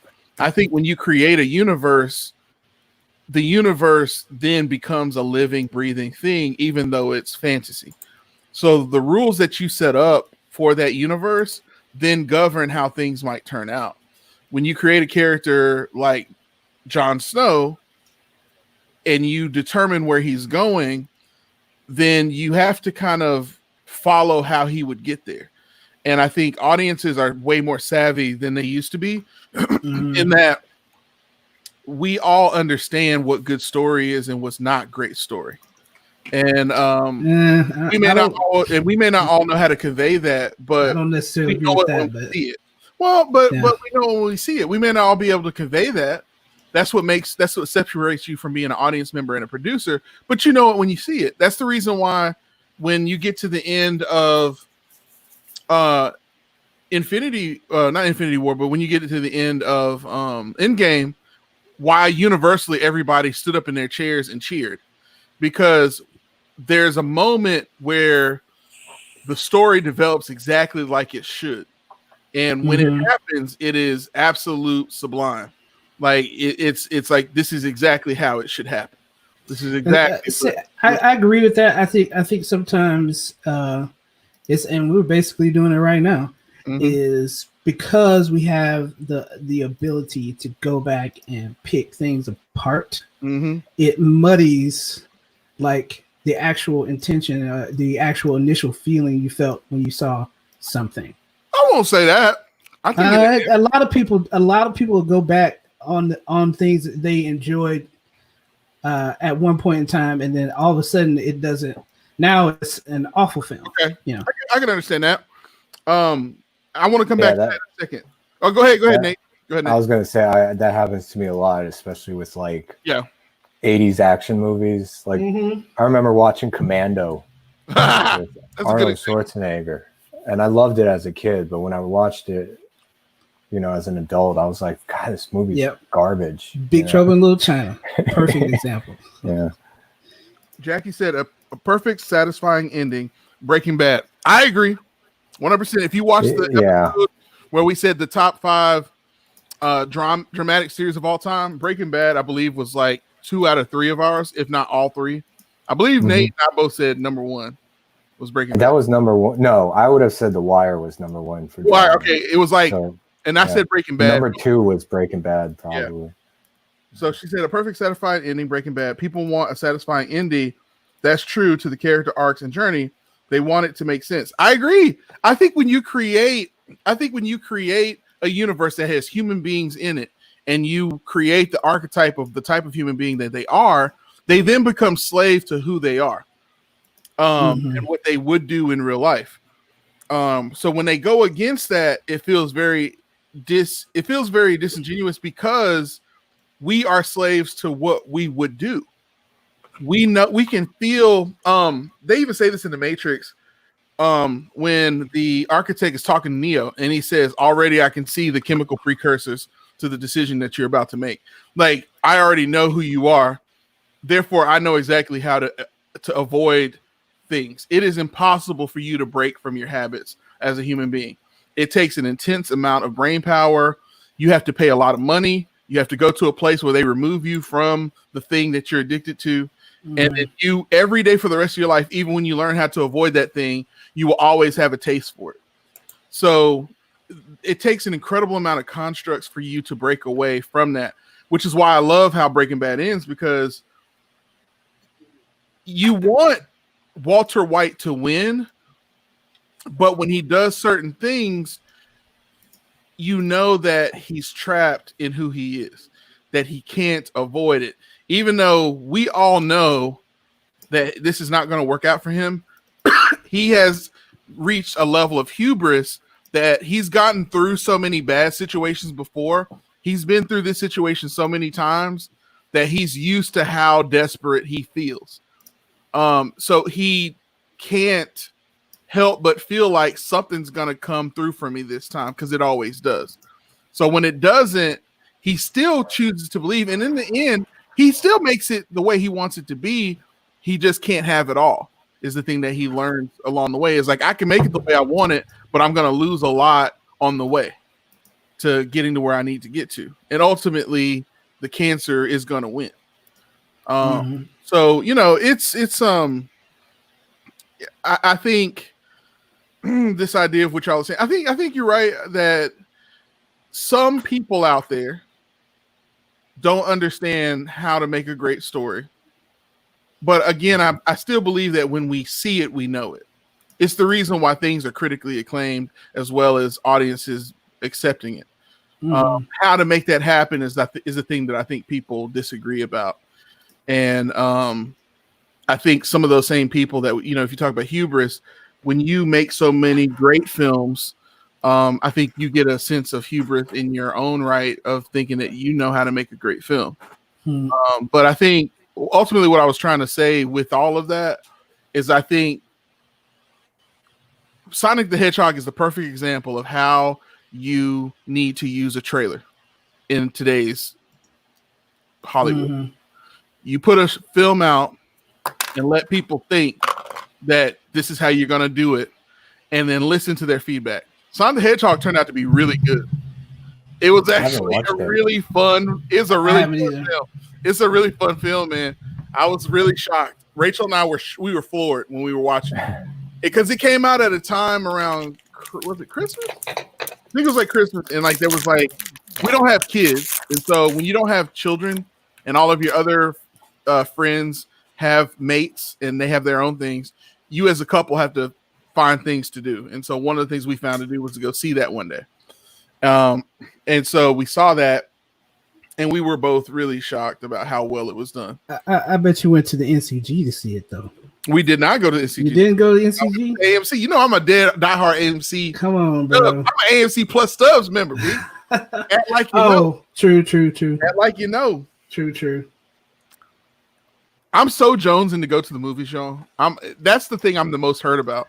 They hit my Facebook page with they just opened a new NCG right over by where I live. So really, yeah, which is not too far from where I live. Yeah, this one over here is always overcrowded, so I can never go to it anymore.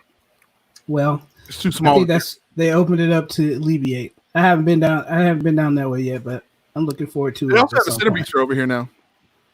Yeah, I heard about that. It's not my bag. It's my bag when I have $200 to blow. I mean, seriously, Cinebistro. It's expensive, bro. They charge you more for the ticket, number one. Yep. And then the food is expensive. It's good, but it's expensive. It's expensive. Yeah. But anyway. I will say my only problem with Cinebistro is you should not have to go get that food. No, with much money you paying, they should be much money you paying. You. Cinebistro need to get it together, bro.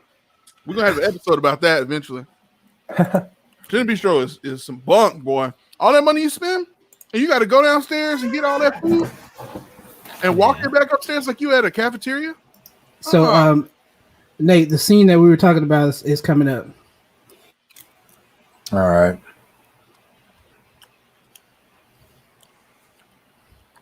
Man, they all look so young, man. It's just a little one-off. You know, it's not really that big of a deal, but you know, it's one of those things that stuck with me from the movie. Now, here's my question. Well, no, never mind. I was about to ask a stupid question. Yeah. What my question was about to be was, so Cypher's plan is for all of the machines to reimplant his body and mind back into the Matrix. Yes. Where he'll be rich and have everything he wants. So, but his body is still inside the Nebuchadnezzar. So how was they going to get his body? Exactly. But obviously, how we know is what ends up happening is they end up having to set off the EMP for the machines coming to get him. So the Squiddies were going to carry him back as well. Well, for the machines coming to get him, in quote. But he's done because he know good and damn well they're not going to implant his life back. They're going to kill him. Yeah. And be done with him. Here it comes. Bye, Mouse. Woo!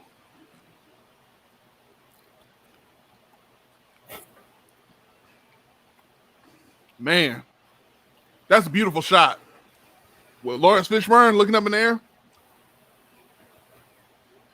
Basically, Scarface. Yeah. And I love they imply that that's what he's doing. Yeah. He's like, I'm going to go out like Scarface now. He should have just said it. Say hello to my little friend. Ah! I always thought it's funny. Like she's the only one in white. Like what's the? Bro, I told you about the deal. Look, you talked me down when I told y'all about her earlier. They go overboard to trying to set a certain message with her, but then her character does things against that.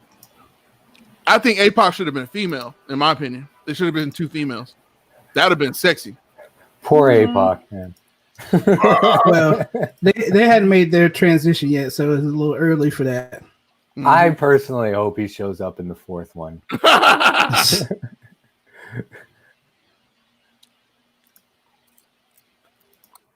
Why didn't he have a gun to begin with anyway? Well, so there you go. Because he's the one. No, because they show you that they went through later in the movie. They show you that they go through a weapons load program every time they go through. So you mean to tell me while everybody was getting their weapons, he just sat there? No weapon. Yep. No weapon. That don't make no sense. No weapon. I knew it. Oh wow! I was like, here comes James. I knew it. I was like, I know James. He gonna go there with it.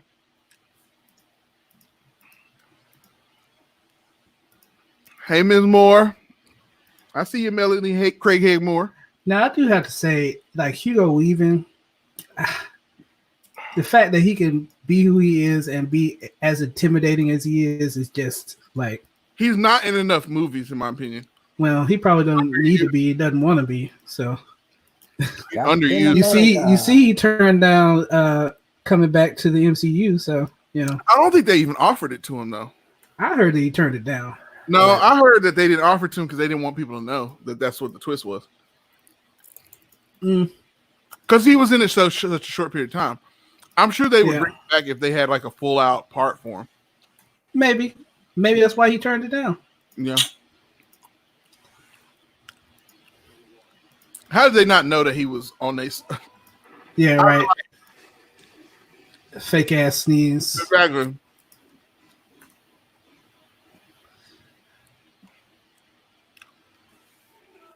Do you really sneeze in the Matrix? Well, that's exactly. That's all. That's how you know it's a fake sneeze.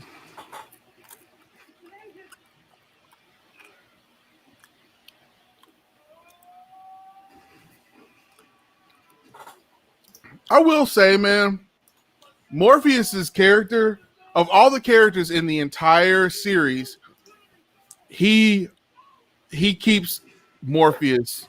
I never have a problem with Morpheus in the entire series. Morpheus stays true the entire time to what he's supposed to do. Like in that scene at the end of like Revolutions when he thinks that they're about to lose and he's like, I once had a dream, but now that dream is gone from me. I'm like, yes, he is. That's Morpheus. He stays in Morpheus the whole time.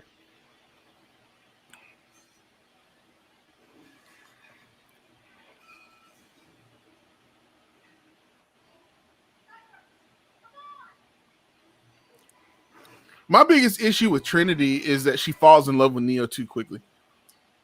Yeah, like the same day. Well, that's why Cypher's so pissed. Is she's just a groupie. She's a groupie for the one, you know, like. Hey, I like that point. He's like, man, you used to look at me like he was. Bro, you better hop on here with your cell phone. No, I know you can't. You at work. I understand. Essential work. All Yeah. that. Ooh. Just 100%.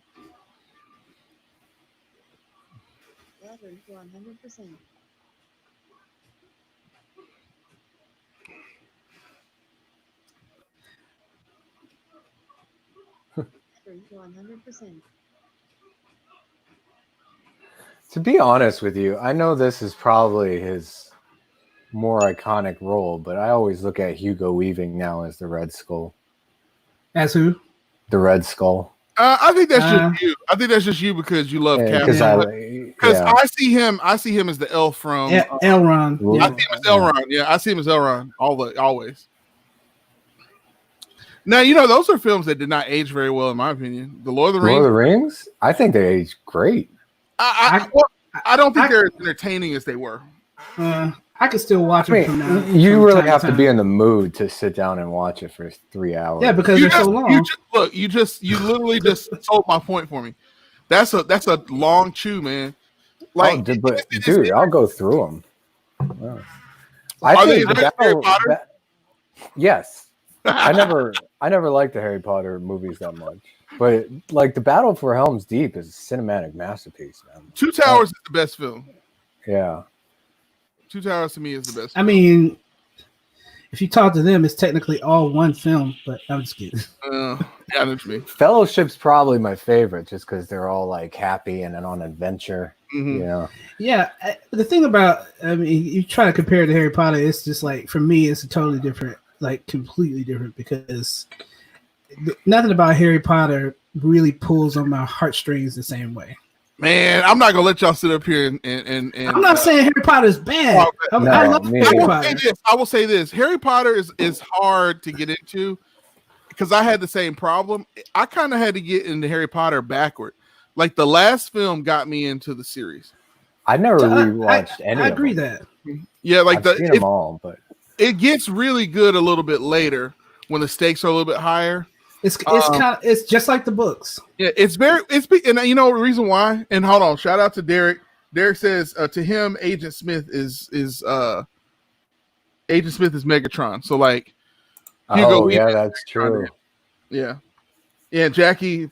Yeah. Harry Potter for life. So that's my thing. Harry Potter for me, because Christopher Columbus was I believe was the original director of the first Harry Potter film. Mm-hmm. First two, right? Yeah, and he's very much a Christmas movie type director. Mm-hmm. And so it feels too Christmassy. Like that first film feels like a Christmas movie to me. Well, in general, though, the first two books are basically essentially like that. Mm-hmm. Yeah, So because it's the beginning of their journey as children. It's the subject matter is, not that it was exactly the same as the books, but it kind of had a similar tone. The first few movies had a similar tone to the books. It wasn't until, I would say, Goblet of Fire that really things started changing. And shout out to Robert Pattinson. No, Harry Potter universe. Azkaban was pretty well, good. Yeah, but the reason why Goblet of Fire was dark is because the ending of it.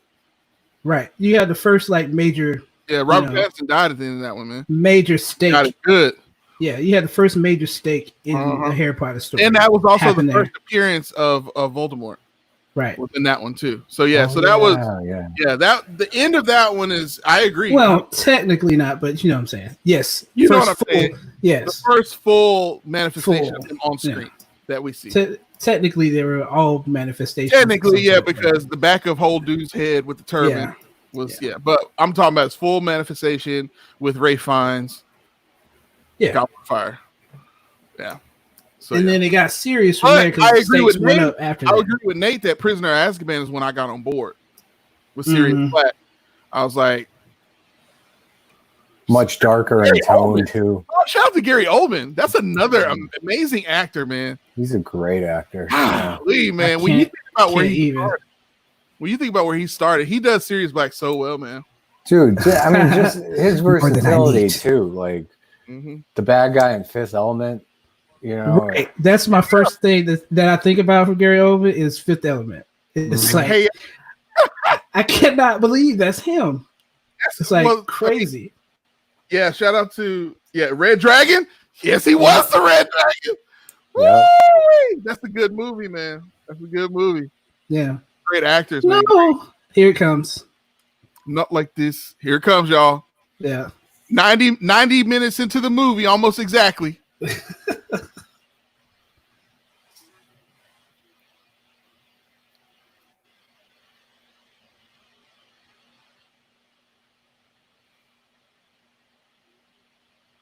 It's like 90 minutes exactly into the movie. Yeah. 90 minutes exactly. Not like this. Like this. Like this. I always think of Gary. Oh, this is Jackie. I always think of Gary Oldman as the Russian terrorist in Air Force One. Yeah. So many great Yeah. roles, man. Dracula and Bram Stoker's Dracula. Oh my gosh. Yeah. Man. I haven't seen the Churchill movie, but man, I saw some scenes from it. Yeah, My I saw goodness. it too. I think they won like I think he an won Academy an Oscar for Award. that. Yeah. Well, I don't think he won, but I think they won an Academy Award for like makeup design or something like that. Yeah.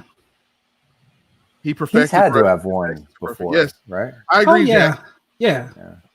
Whenever the thing, everyone talks about Daniel Day-Lewis, but whenever Gary Oldman does an accent or some sort of language thing with him, Mhm. he adopts it.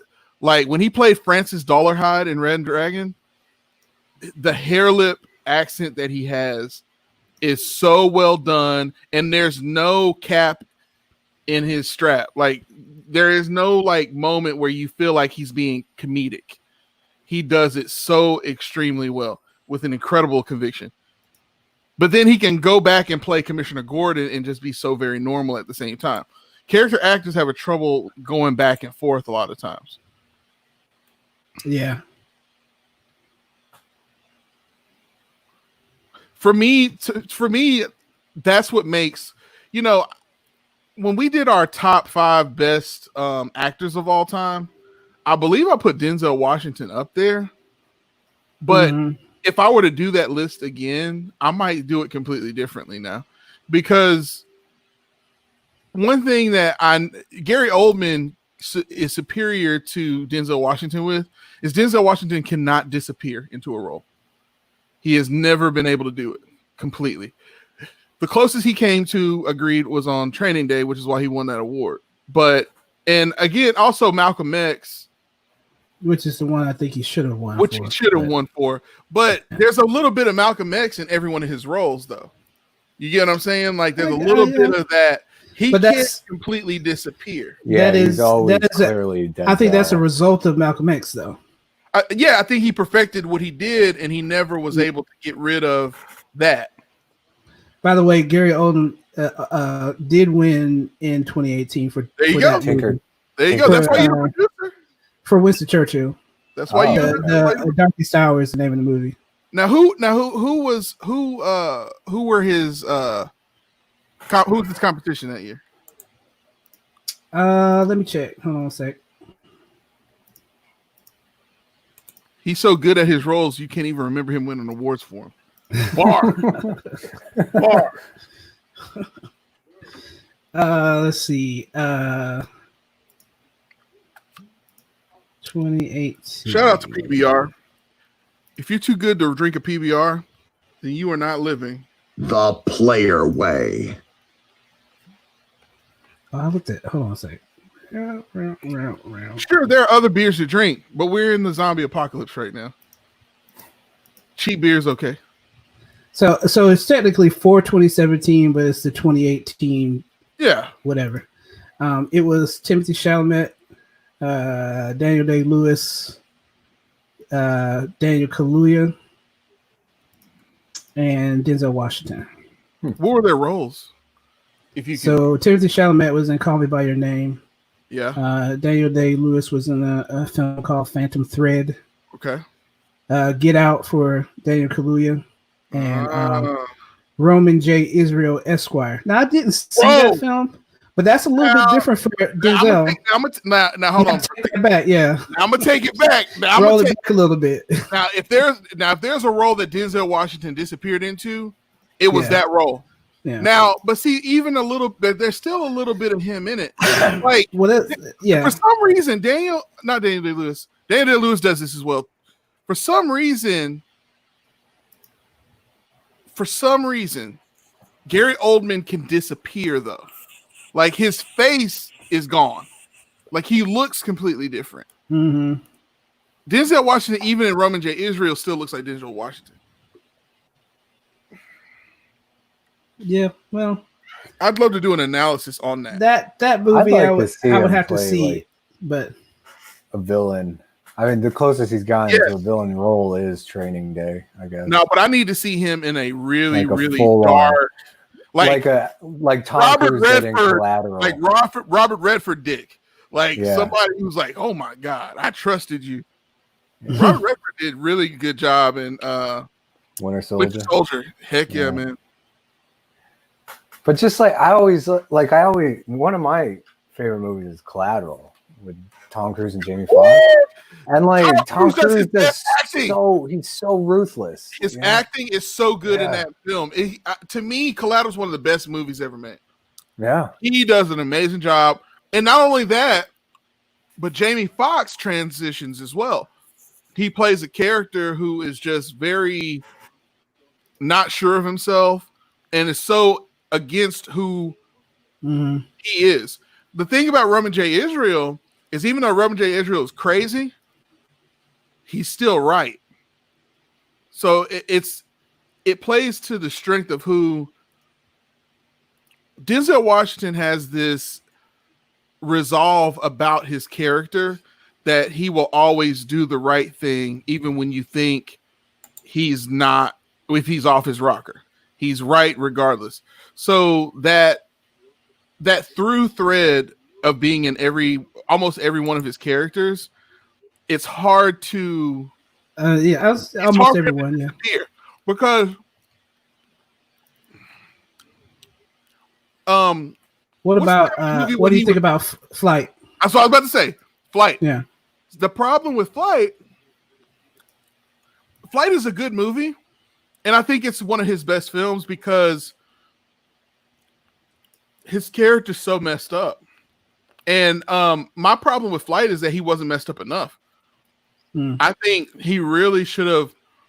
They have a scene in that movie where he gets himself right by getting on cocaine and everything else, and he's able to make it through.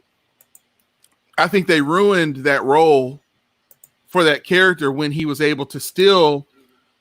You can be evil, but still be right. You can be, lawful good, if that makes, or lawful evil. You know what I'm saying? If you play D&D, you know what I'm talking about. I think that the problem with Denzel Washington's characters, even when he plays an evil character, he plays a lawful evil character. So his character still believes that he's right and lives by a certain moral. In order for Denzel Washington to completely disappear, he needs to go to that middle column of being chaotic good, chaotic neutral, and chaotic evil. That character, that captain in Flight, needed to be a chaotic evil character to where he doesn't care what's going on. He doesn't care about his reputation. All he cares about these drugs and the blow and the alcohol. That needs to be a character for him. He needs to play a character that is so off base that you can't even hang in there with him. Well, and I guess so. Some people would say that was Training Day, but Well, he wasn't to each because he their was own. still a cop. Yeah, He was still a cop, it doesn't make you lawful though. but he was the law. Oh. You believe that his character is doing the right stuff, even though he colors outside the lines. You believe, or his character believes? I believe that through a large part of that film, you believe that. That's why the twist is so big. Mm. You need to believe that he's a good cop in order for his character to work. You don't realize how bad he is until he goes to kill Ethan Hawke's character. When he puts him in that tub with those gang members, that's when you believe his character is like completely morally corrupt. But not until then. See, this is why he should have had a gun, by the way. Sorry for digressing. Yeah, because okay, we're back on the Matrix. Sorry. I got the ticker up permanently so people can watch with us. We're totally not doing any commentary on this. Yeah. Well, we are. Though. We are. It's just, We just went on to our thesis on Denzel Washington's career. That's why we're doing commentary. The player way. That's it, B. You watching it? Sorry, that started with Hugo Weaving and evolved into Denzel Washington. We went from Weaving to old men to Denzel. Yeah. And that's why Hugo Weaving's such a great actor. Somehow we need to circle back and connect this all back to APOC. I know, right? Yeah. Well, even though Hugo Weaving has a tendency to play characters that are emotionally like aloof or stoic or like lacking emotion in a way. Even Elrond, he's an elf and they're stoic. They're stoic. In general, So he even gets typecast to a certain extent, minus Priscilla, Queen of the Desert. But it is what it is. Because even with V for Vendetta, when you don't even really see his face, it's just the delivery of lines is in a similar way. That's another good film, V for Vendetta. Oh yeah, I often forget about that movie. It was one of those like I liked it when I first saw it, but it's never made me want to rewatch it over and over again. Mm-hmm. I agree. It's not something that I crave to watch all the time, but it was a really great performance. Yeah. This is a badass scene right here. Yeah. I had this on my Xbox, my modded Xbox, as like the opening background video whenever I was like selecting video games. This song, holy, boom.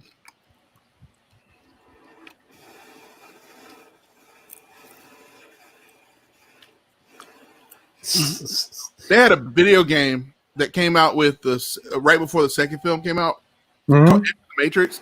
Really good video game. Where you played as Ghost? Yep. And you played and you like got to do stuff like this in it. That was it had bullet time and everything. Man, that was a good game. Also, how do you run out of ammo in the Matrix? Sorry. That's true. Or couldn't you just render out some sort of futuristic gun? Or are you limited to what was available at this time? I guess you're limited to the constraints of what your brain knows to exist. No. That's Inception. That's a different movie. No, that's Inception when you had to do that. This movie, he's right. You should be able to, as long as you get the physics down of the gun. I think the reason why they went with, and they kind of did that with like the guns that she had at the very beginning. They kind of looked off from like a real gun. But I think the idea with these guns is that they just copied and pasted. There's no real reason to render out a new gun. Like that's a lot of effort because guns can actually jam if they don't obey the laws of physics properly. So if you render out some crazy gun and it fails on you, you're kind of screwed. Well, this should be like that. They should have a. What was that movie where they could bend bullets? What was that movie they could bend bullets? Huh? There's a movie where you could like bend like the trajectory of your bullets. Wanted. Yeah. Very stupid film. That would make more sense in the Matrix than it would in that movie. No, it wouldn't. It didn't make sense in that film. Like I said, it would make more sense because if he can control the Matrix and do what he wants to in the Matrix, then he should be able to push things in any direction that he wants to push them in, not just stop bullets. Yeah, I mean, you're not incorrect, but the whole idea is that when you're ready, you won't have to. Like his character doesn't even use guns after he gets his powers. I don't think not one time does he pick up a gun ever again because he doesn't need guns. Yeah. You know what I'm saying? You can shoot him, but he won't die. I get it. Yeah, I mean, I think the one thing that y'all said that y'all are right about is the ammo thing. The ammo thing you are 100% correct about. Hey, what's up, man? The ammo thing is 100% right, because if the Matrix is like a video game, then you could just easily reload. You could create a hack that would allow you to be able to just technically off Yeah. screen, like reload again. Unlimited. Like pressing R in a video game. you Yeah. know? Yeah. Or like wearing the headband in Metal Gear Solid, giving you unlimited ammo. Mhm. Technically, that's correct. I can't believe some of the stuff I remember. I say stuff sometimes I'm like, how did I remember that? I reached way back on that one. Yeah.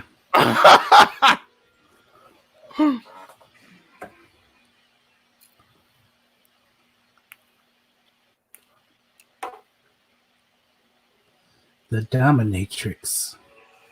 I was trying to think of something to say about that.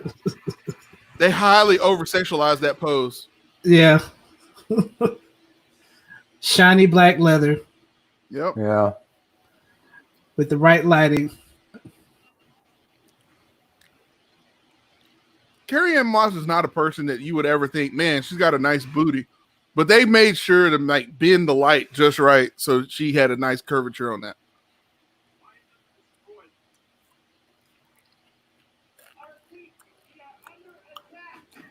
I bet she was miserable wearing them clothes. That vinyl and stuff. Oh man. Yeah. And you know, a lot of physical movements. Heck You're yeah, man. sweaty, you know. Like Yeah. I bet she had raw like skin in many places. Because that stuff doesn't breathe. It does not. Here we go. This Now, is would you it. say this is probably the most iconic scene from it? It is. It has to be, right? Yes, it is. This and then the next thing that's about to happen. Yeah. That's it. Man. How many times did we all do this as kids? Yeah. We all did this. I wasn't mean- really a kid, so Yes, you were. And I seen you do it. Don't play. I said I wasn't a kid Yes, you were. when this came out. 24 is kid. I wasn't 24 when this came out either, by the way. You were younger than that. Yeah. I'm saying anything under 24 is a child.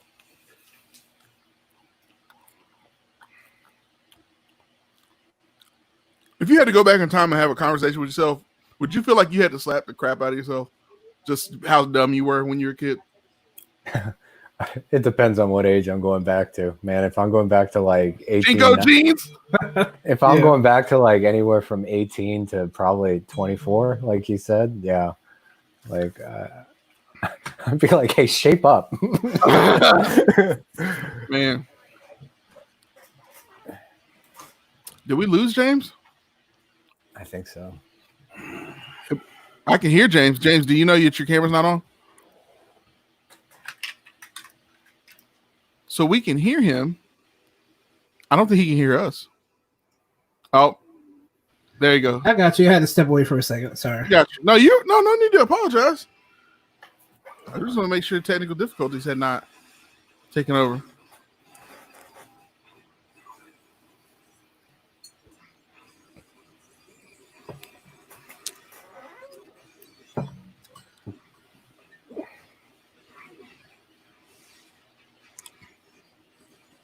Man, from here on out for the movie, Neo, Keanu Reeves, man, this is John Wick right here.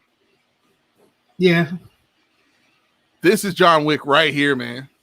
This is like, I can totally believe that somebody was like, this is who John Wick is going to be when we make this film based on this one scene.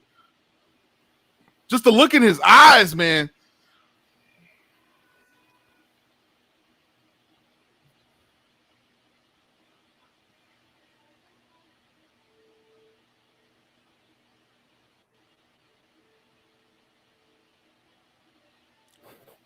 So are they implying that Neo is helping him break his chains? I don't know. It's hard to say. This scene has always been the one thing I've had questions about, because it implies that later in the series, other people are going to learn how to do the stuff that Neo can do as well. Because he just broke handcuffs while he was drugged up. I mean, it's not that far-fetched. You can jump from one high rise to the next, but you can't break chains that don't exist. Then why are they holding him in place to begin with? Exactly. I don't know. I'm just saying. Either they're handcuffs or they're not. That's my point. That's exactly. What I'm trying to tell you. I'm trying to say, like, it either. Like I'm saying, you can either defy the laws of physics or not. Yes. And then when you decide not to bend them, then why? It implies something. So that's what I'm saying. It implies that, like, he figured out how to do something that he probably would never have thought to do. Right. In that scene. So it implies that bending, he didn't just bend the laws of physics, he just broke them. And he says in the film earlier, we can bend the laws of physics, but we can't break them. So if you fall and bust yourself, you die. Because that's what happens when Neo falls down and the ground like cups him and then spits him back up and then he bleeds. Yeah. That's what he says. He's like, we can bend those laws, but we can't break them. But there is no spoon, BK. Yeah, Neo, there's no spoon. Everybody else, there's a big old spoon. To that kid, too. Well, but that kid didn't see Neo bend that spoon, though. Neo's the only one who noticed the spoon bending in that scene.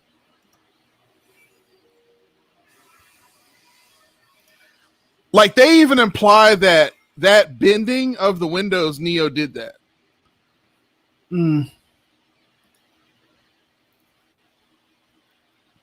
Because, like, everything he's doing, see, he's like, how did he do that just now? They imply that he did that. That he made the building absorb that hit long enough so she didn't get exploded. Mm-hmm. And then he just pulled her up with weight that he shouldn't have. That was his mating call. Look how she's so looking that's what I'm saying. So that's what Morpheus is saying is he's like, I shouldn't have been able to break those chains. You did that. So they're saying that Neo did all that in this scene. Mm-hmm. I just got chill bumps. I never noticed that before. I'm talking really loudly. Sorry if you're listening. I got excited. I'm excited. How entertaining is it for him to watch this right now? He's sitting there grinning. He's like, this is so awesome. Yeah. Like, they got to be like replaying that later and they're all watching it like, damn, dude. Yeah. It's going out on the YouTube. You're not lying, dude, because they even said that he says that he's going to show these people how, he says that in his final speech in this movie. That showing the world without barriers, without you. So yeah, they would upload it to YouTube afterward. Yeah, World Star. I mean, at that time, I remember the first time Nate and I went to a Waffle House and saw a North hood Carolina, fight. yeah. a World Star moment. Yeah, and I said World Star. He said, "What were you saying over and over again? What did you say?" I don't know if you knew about World Star at that time. Did you know about World Star at the time? I did, and you kept. That's what you were. I still have the video. I know you got the video. Yeah, you keep everything. All Don't you ever could do hear was anything. you going, World Star. World Star. World Star. That was a good night, man. Yeah. That was the best that New Bern, North Carolina could offer. Oh, that's funny.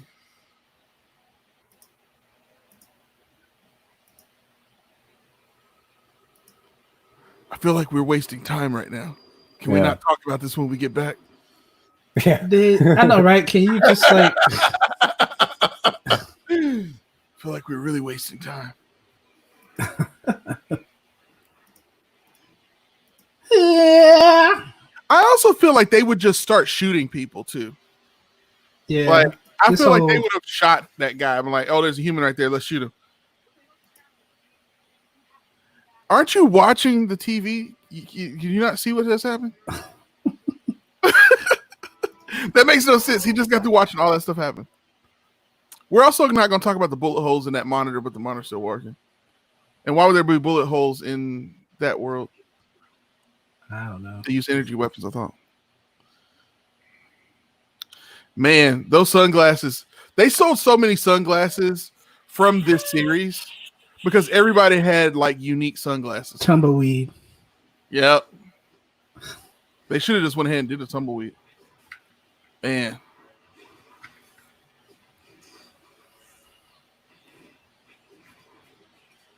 Mm.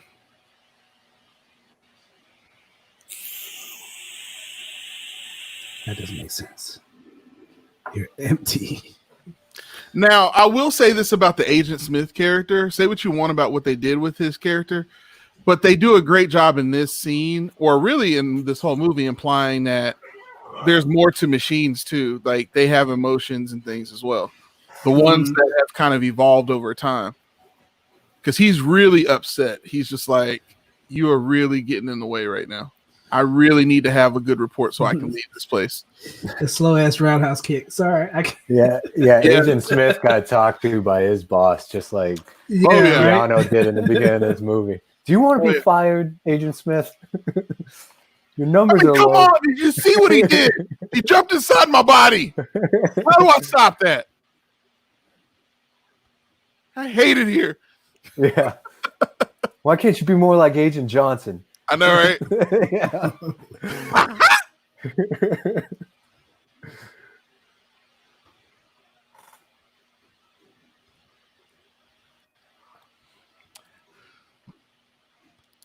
You know, when you said that, you know what I was thinking about?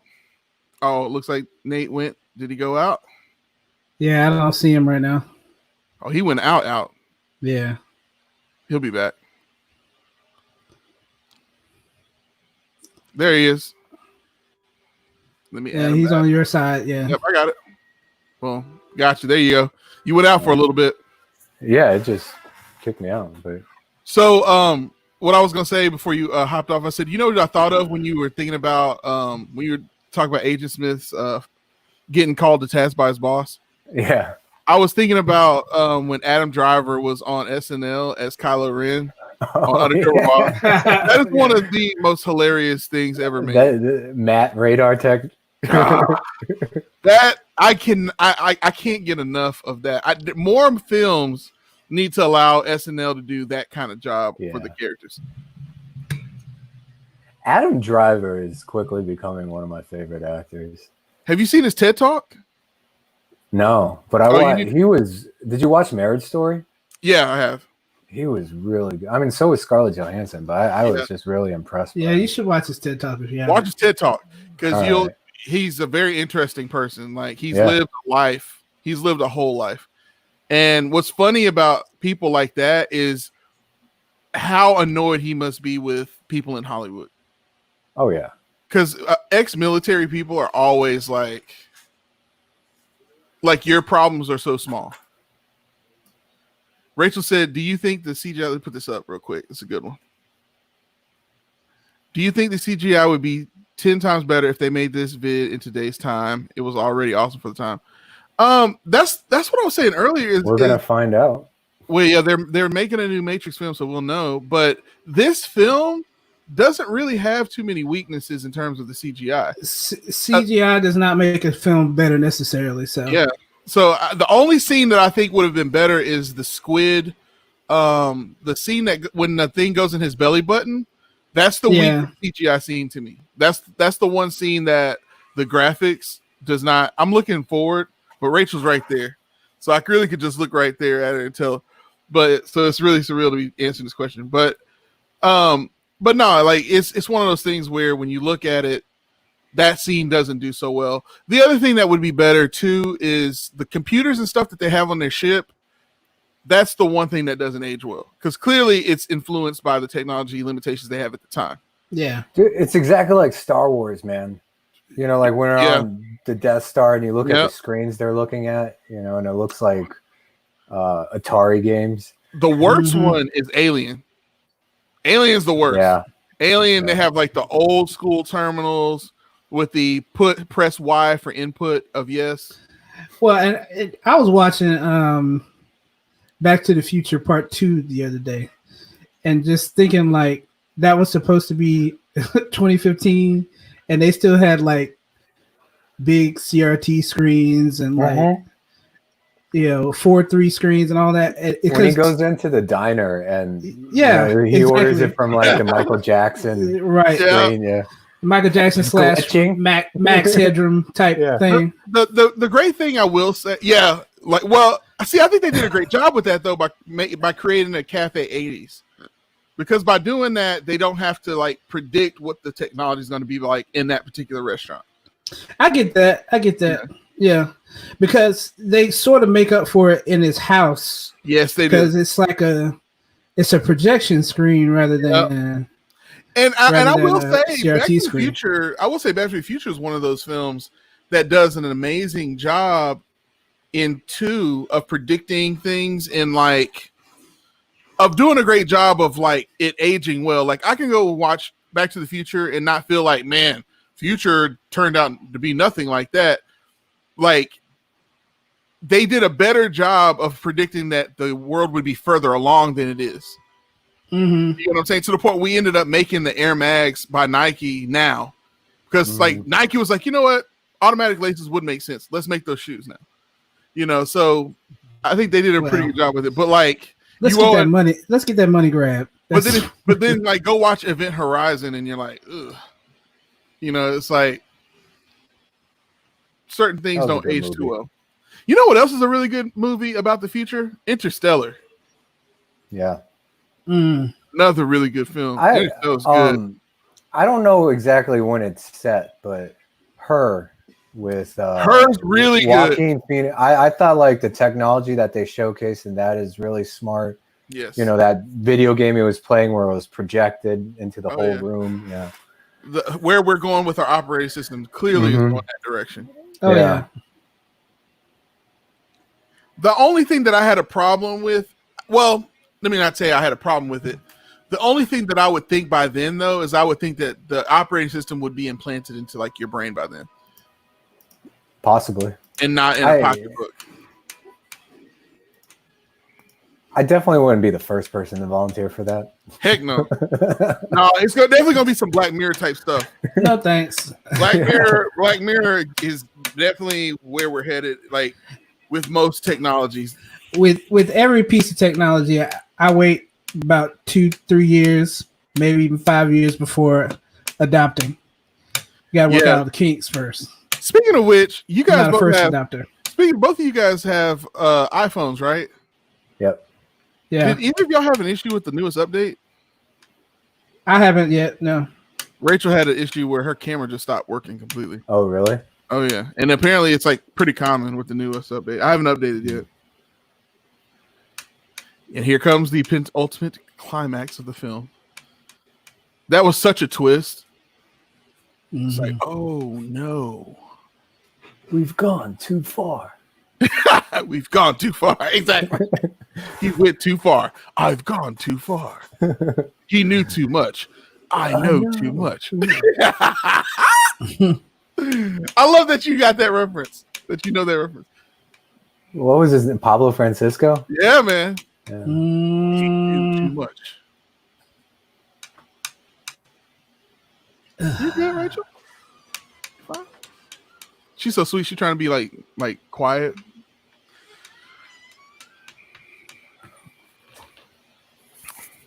Check.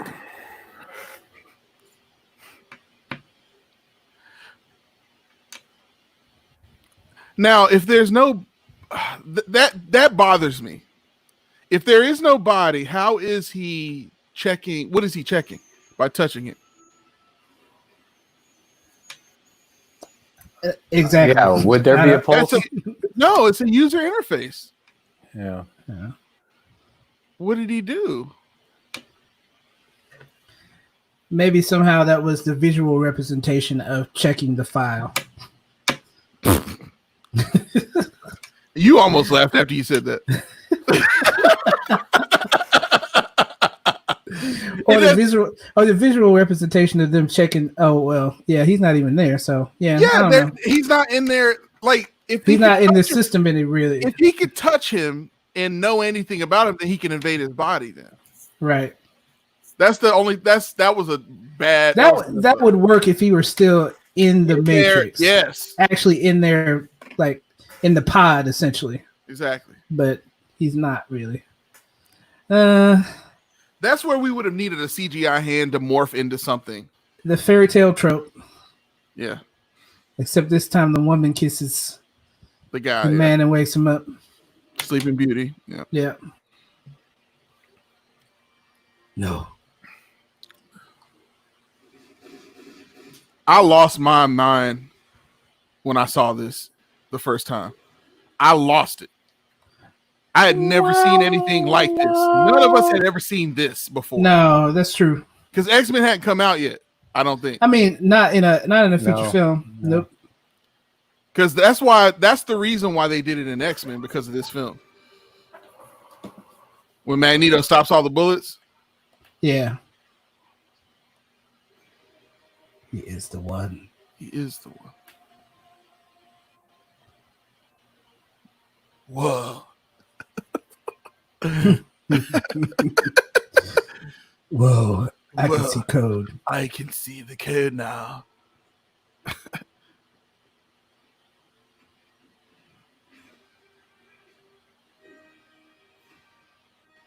He looked so old when he held his hand.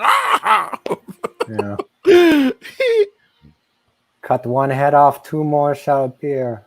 Yeah, I wonder if they did that with wires. they had to. There's no way. Although, if there is an actor who could get in shape enough, Keanu Reeves is the dude. It's possible.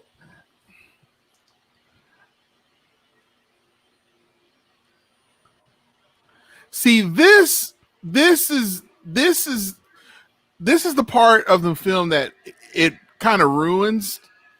It, like, they never explain this. This is something they never explain. How is this possible? When Agent Smith does what he does, how is that possible? I guess they imply that he deleted him. I think that's the implication. Don't they address it in the second one? Well, that's Like what in they the try to beginning? do. That's what they try to do with Smith, with what he's Yeah, doing. when he takes over like the other agent's body. No, they never actually answer it. They give a speech where he says, perhaps something of you copied onto me, perhaps something of me copied onto you. Whatever happened, it happened for a reason. Like, they never actually explain it. They get very philosophical about it, but they never tell you what actually physically happened in the Matrix that caused that to happen. Because here's why. Technically, then, does anyone ever really die? If Smith comes back after being deleted like that, is he not backed up somewhere, just like in a video game when it's game over? How does he die? How does anyone die then? Mm. See, that's the thing about that. Smith's not supposed to have a physical body, though. Nobody does. Everything that's inside the Matrix is a user interface. I understand that, but it's It's not. room- But the people are attached to a physical body, though. No, they're attached to something physical, a physical medium. The medium just happens to be, in that case, a human body. So if you are deleted inside of the Matrix, you should be deleted where your source is just like with human beings. Your mind makes it real. Mm-hmm. That's what I'm saying. That's the problem with Smith coming back. Is his character creates a loophole. And so the way they explain it is that the reason he's able to come back is because Neo's the one that killed him. So something of Neo implanted onto him that allowed him to come back. That's what they're saying. Because he shouldn't, because he says it. He even says it in the second film, I shouldn't be alive. but I am Right. thanks to you, Dad. So I think he calls him Dad. So that's the thing. Well, you would know, Dad.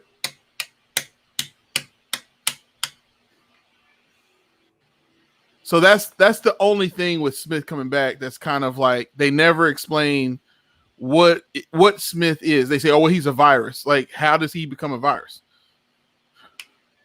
If he's plugged into you guys at the source, how do you not control him? Yeah. You get what I'm saying, Nate? Like, Yep. he's plugged in at the source. This song is responsible for me loving Rage Against the Machine. I got into actual like rock music because of this movie. I wasn't really into it before then. Well, ladies and gentlemen, everyone in between, with all due respect, I am your podcast DJ BK, and we have now completed our watch through of The Matrix. That wasn't Nate? as bad as I thought it was going to be honest. It I was wasn't. expecting it to not hold up. I haven't seen it in Bro. a while. I don't like the second and the third one. So I was like, I think this movie it changes depending on which medium you watch it on. Sometimes like if I've seen it where it was just like on say HBO or cable or something, and the special effects like look different. Yeah, it needs to be high definition, like digitally remastered. I agree with you on that. And definitely watching it on TV when it's being interrupted and stuff is not as good. Yeah. I mean, I definitely, there's like Shawshank Redemption, one of those movies, I don't care what it's on, I'll watch it. But this is one of those films I can't. It's on TNT 5 times a week. Exactly. Yeah, along with the Temptations movie. Yeah. But now, like, I think what I love about this film is it ages incredibly well. This film could have come out yesterday and it would be just as good. It would have gotten the same critical reception. It certainly helps that like a ton of tropes like from the time are not like particularly present in the film. Yeah. So it's incredibly original. I'll give you that for sure.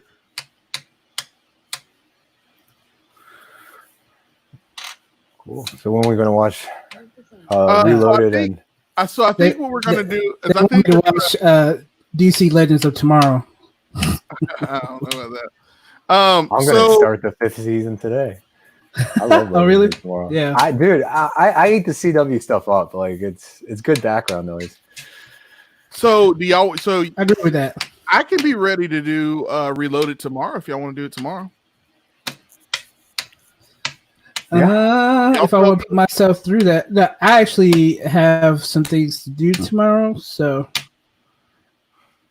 you guys can do that if you need to. But Nate, you want to get on and do Reloaded tomorrow? Yeah, what time? You tell me what's good for you. We do the same time, same channel. We're gonna do it right before we do the other thing. Maybe we should skip a day because we do have like the podcast tomorrow. Yeah, tomorrow. Skip a day. So let's do it Friday. Let's do Reloaded Friday. Friday, I'd have to do it earlier, or actually, earlier than in the afternoon. I could be ready. I could do like noon. We could do like lunchtime. Yeah, I'd do it. Yeah. Okay, let's do it. So we'll do. So if you're watching this, which I was gonna say there's appear to be a couple people watching, and of course people are going to be watching it back as well. If you're going to be watching this, we're going to do Reloaded. I don't know if I'm going to do we want to watch Revolutions, or do we have to do it? I mean, if you're gonna watch Reloaded, let's do this. Okay, so we're going to do the Matrix trilogy. We'll do it Friday, and then we'll figure out what we're going to do. If we're going to do it over weekend, or we're going to go out on Monday for Revolutions. But ladies and gentlemen, everyone in between, with all due respect, I've been your resident podcast DJ BK. Hope you understand how to do your life and media the player way. Along with Nate, that's me, and James, the producer. All right, folks. Thanks for hanging out with us. All right, y'all take it easy.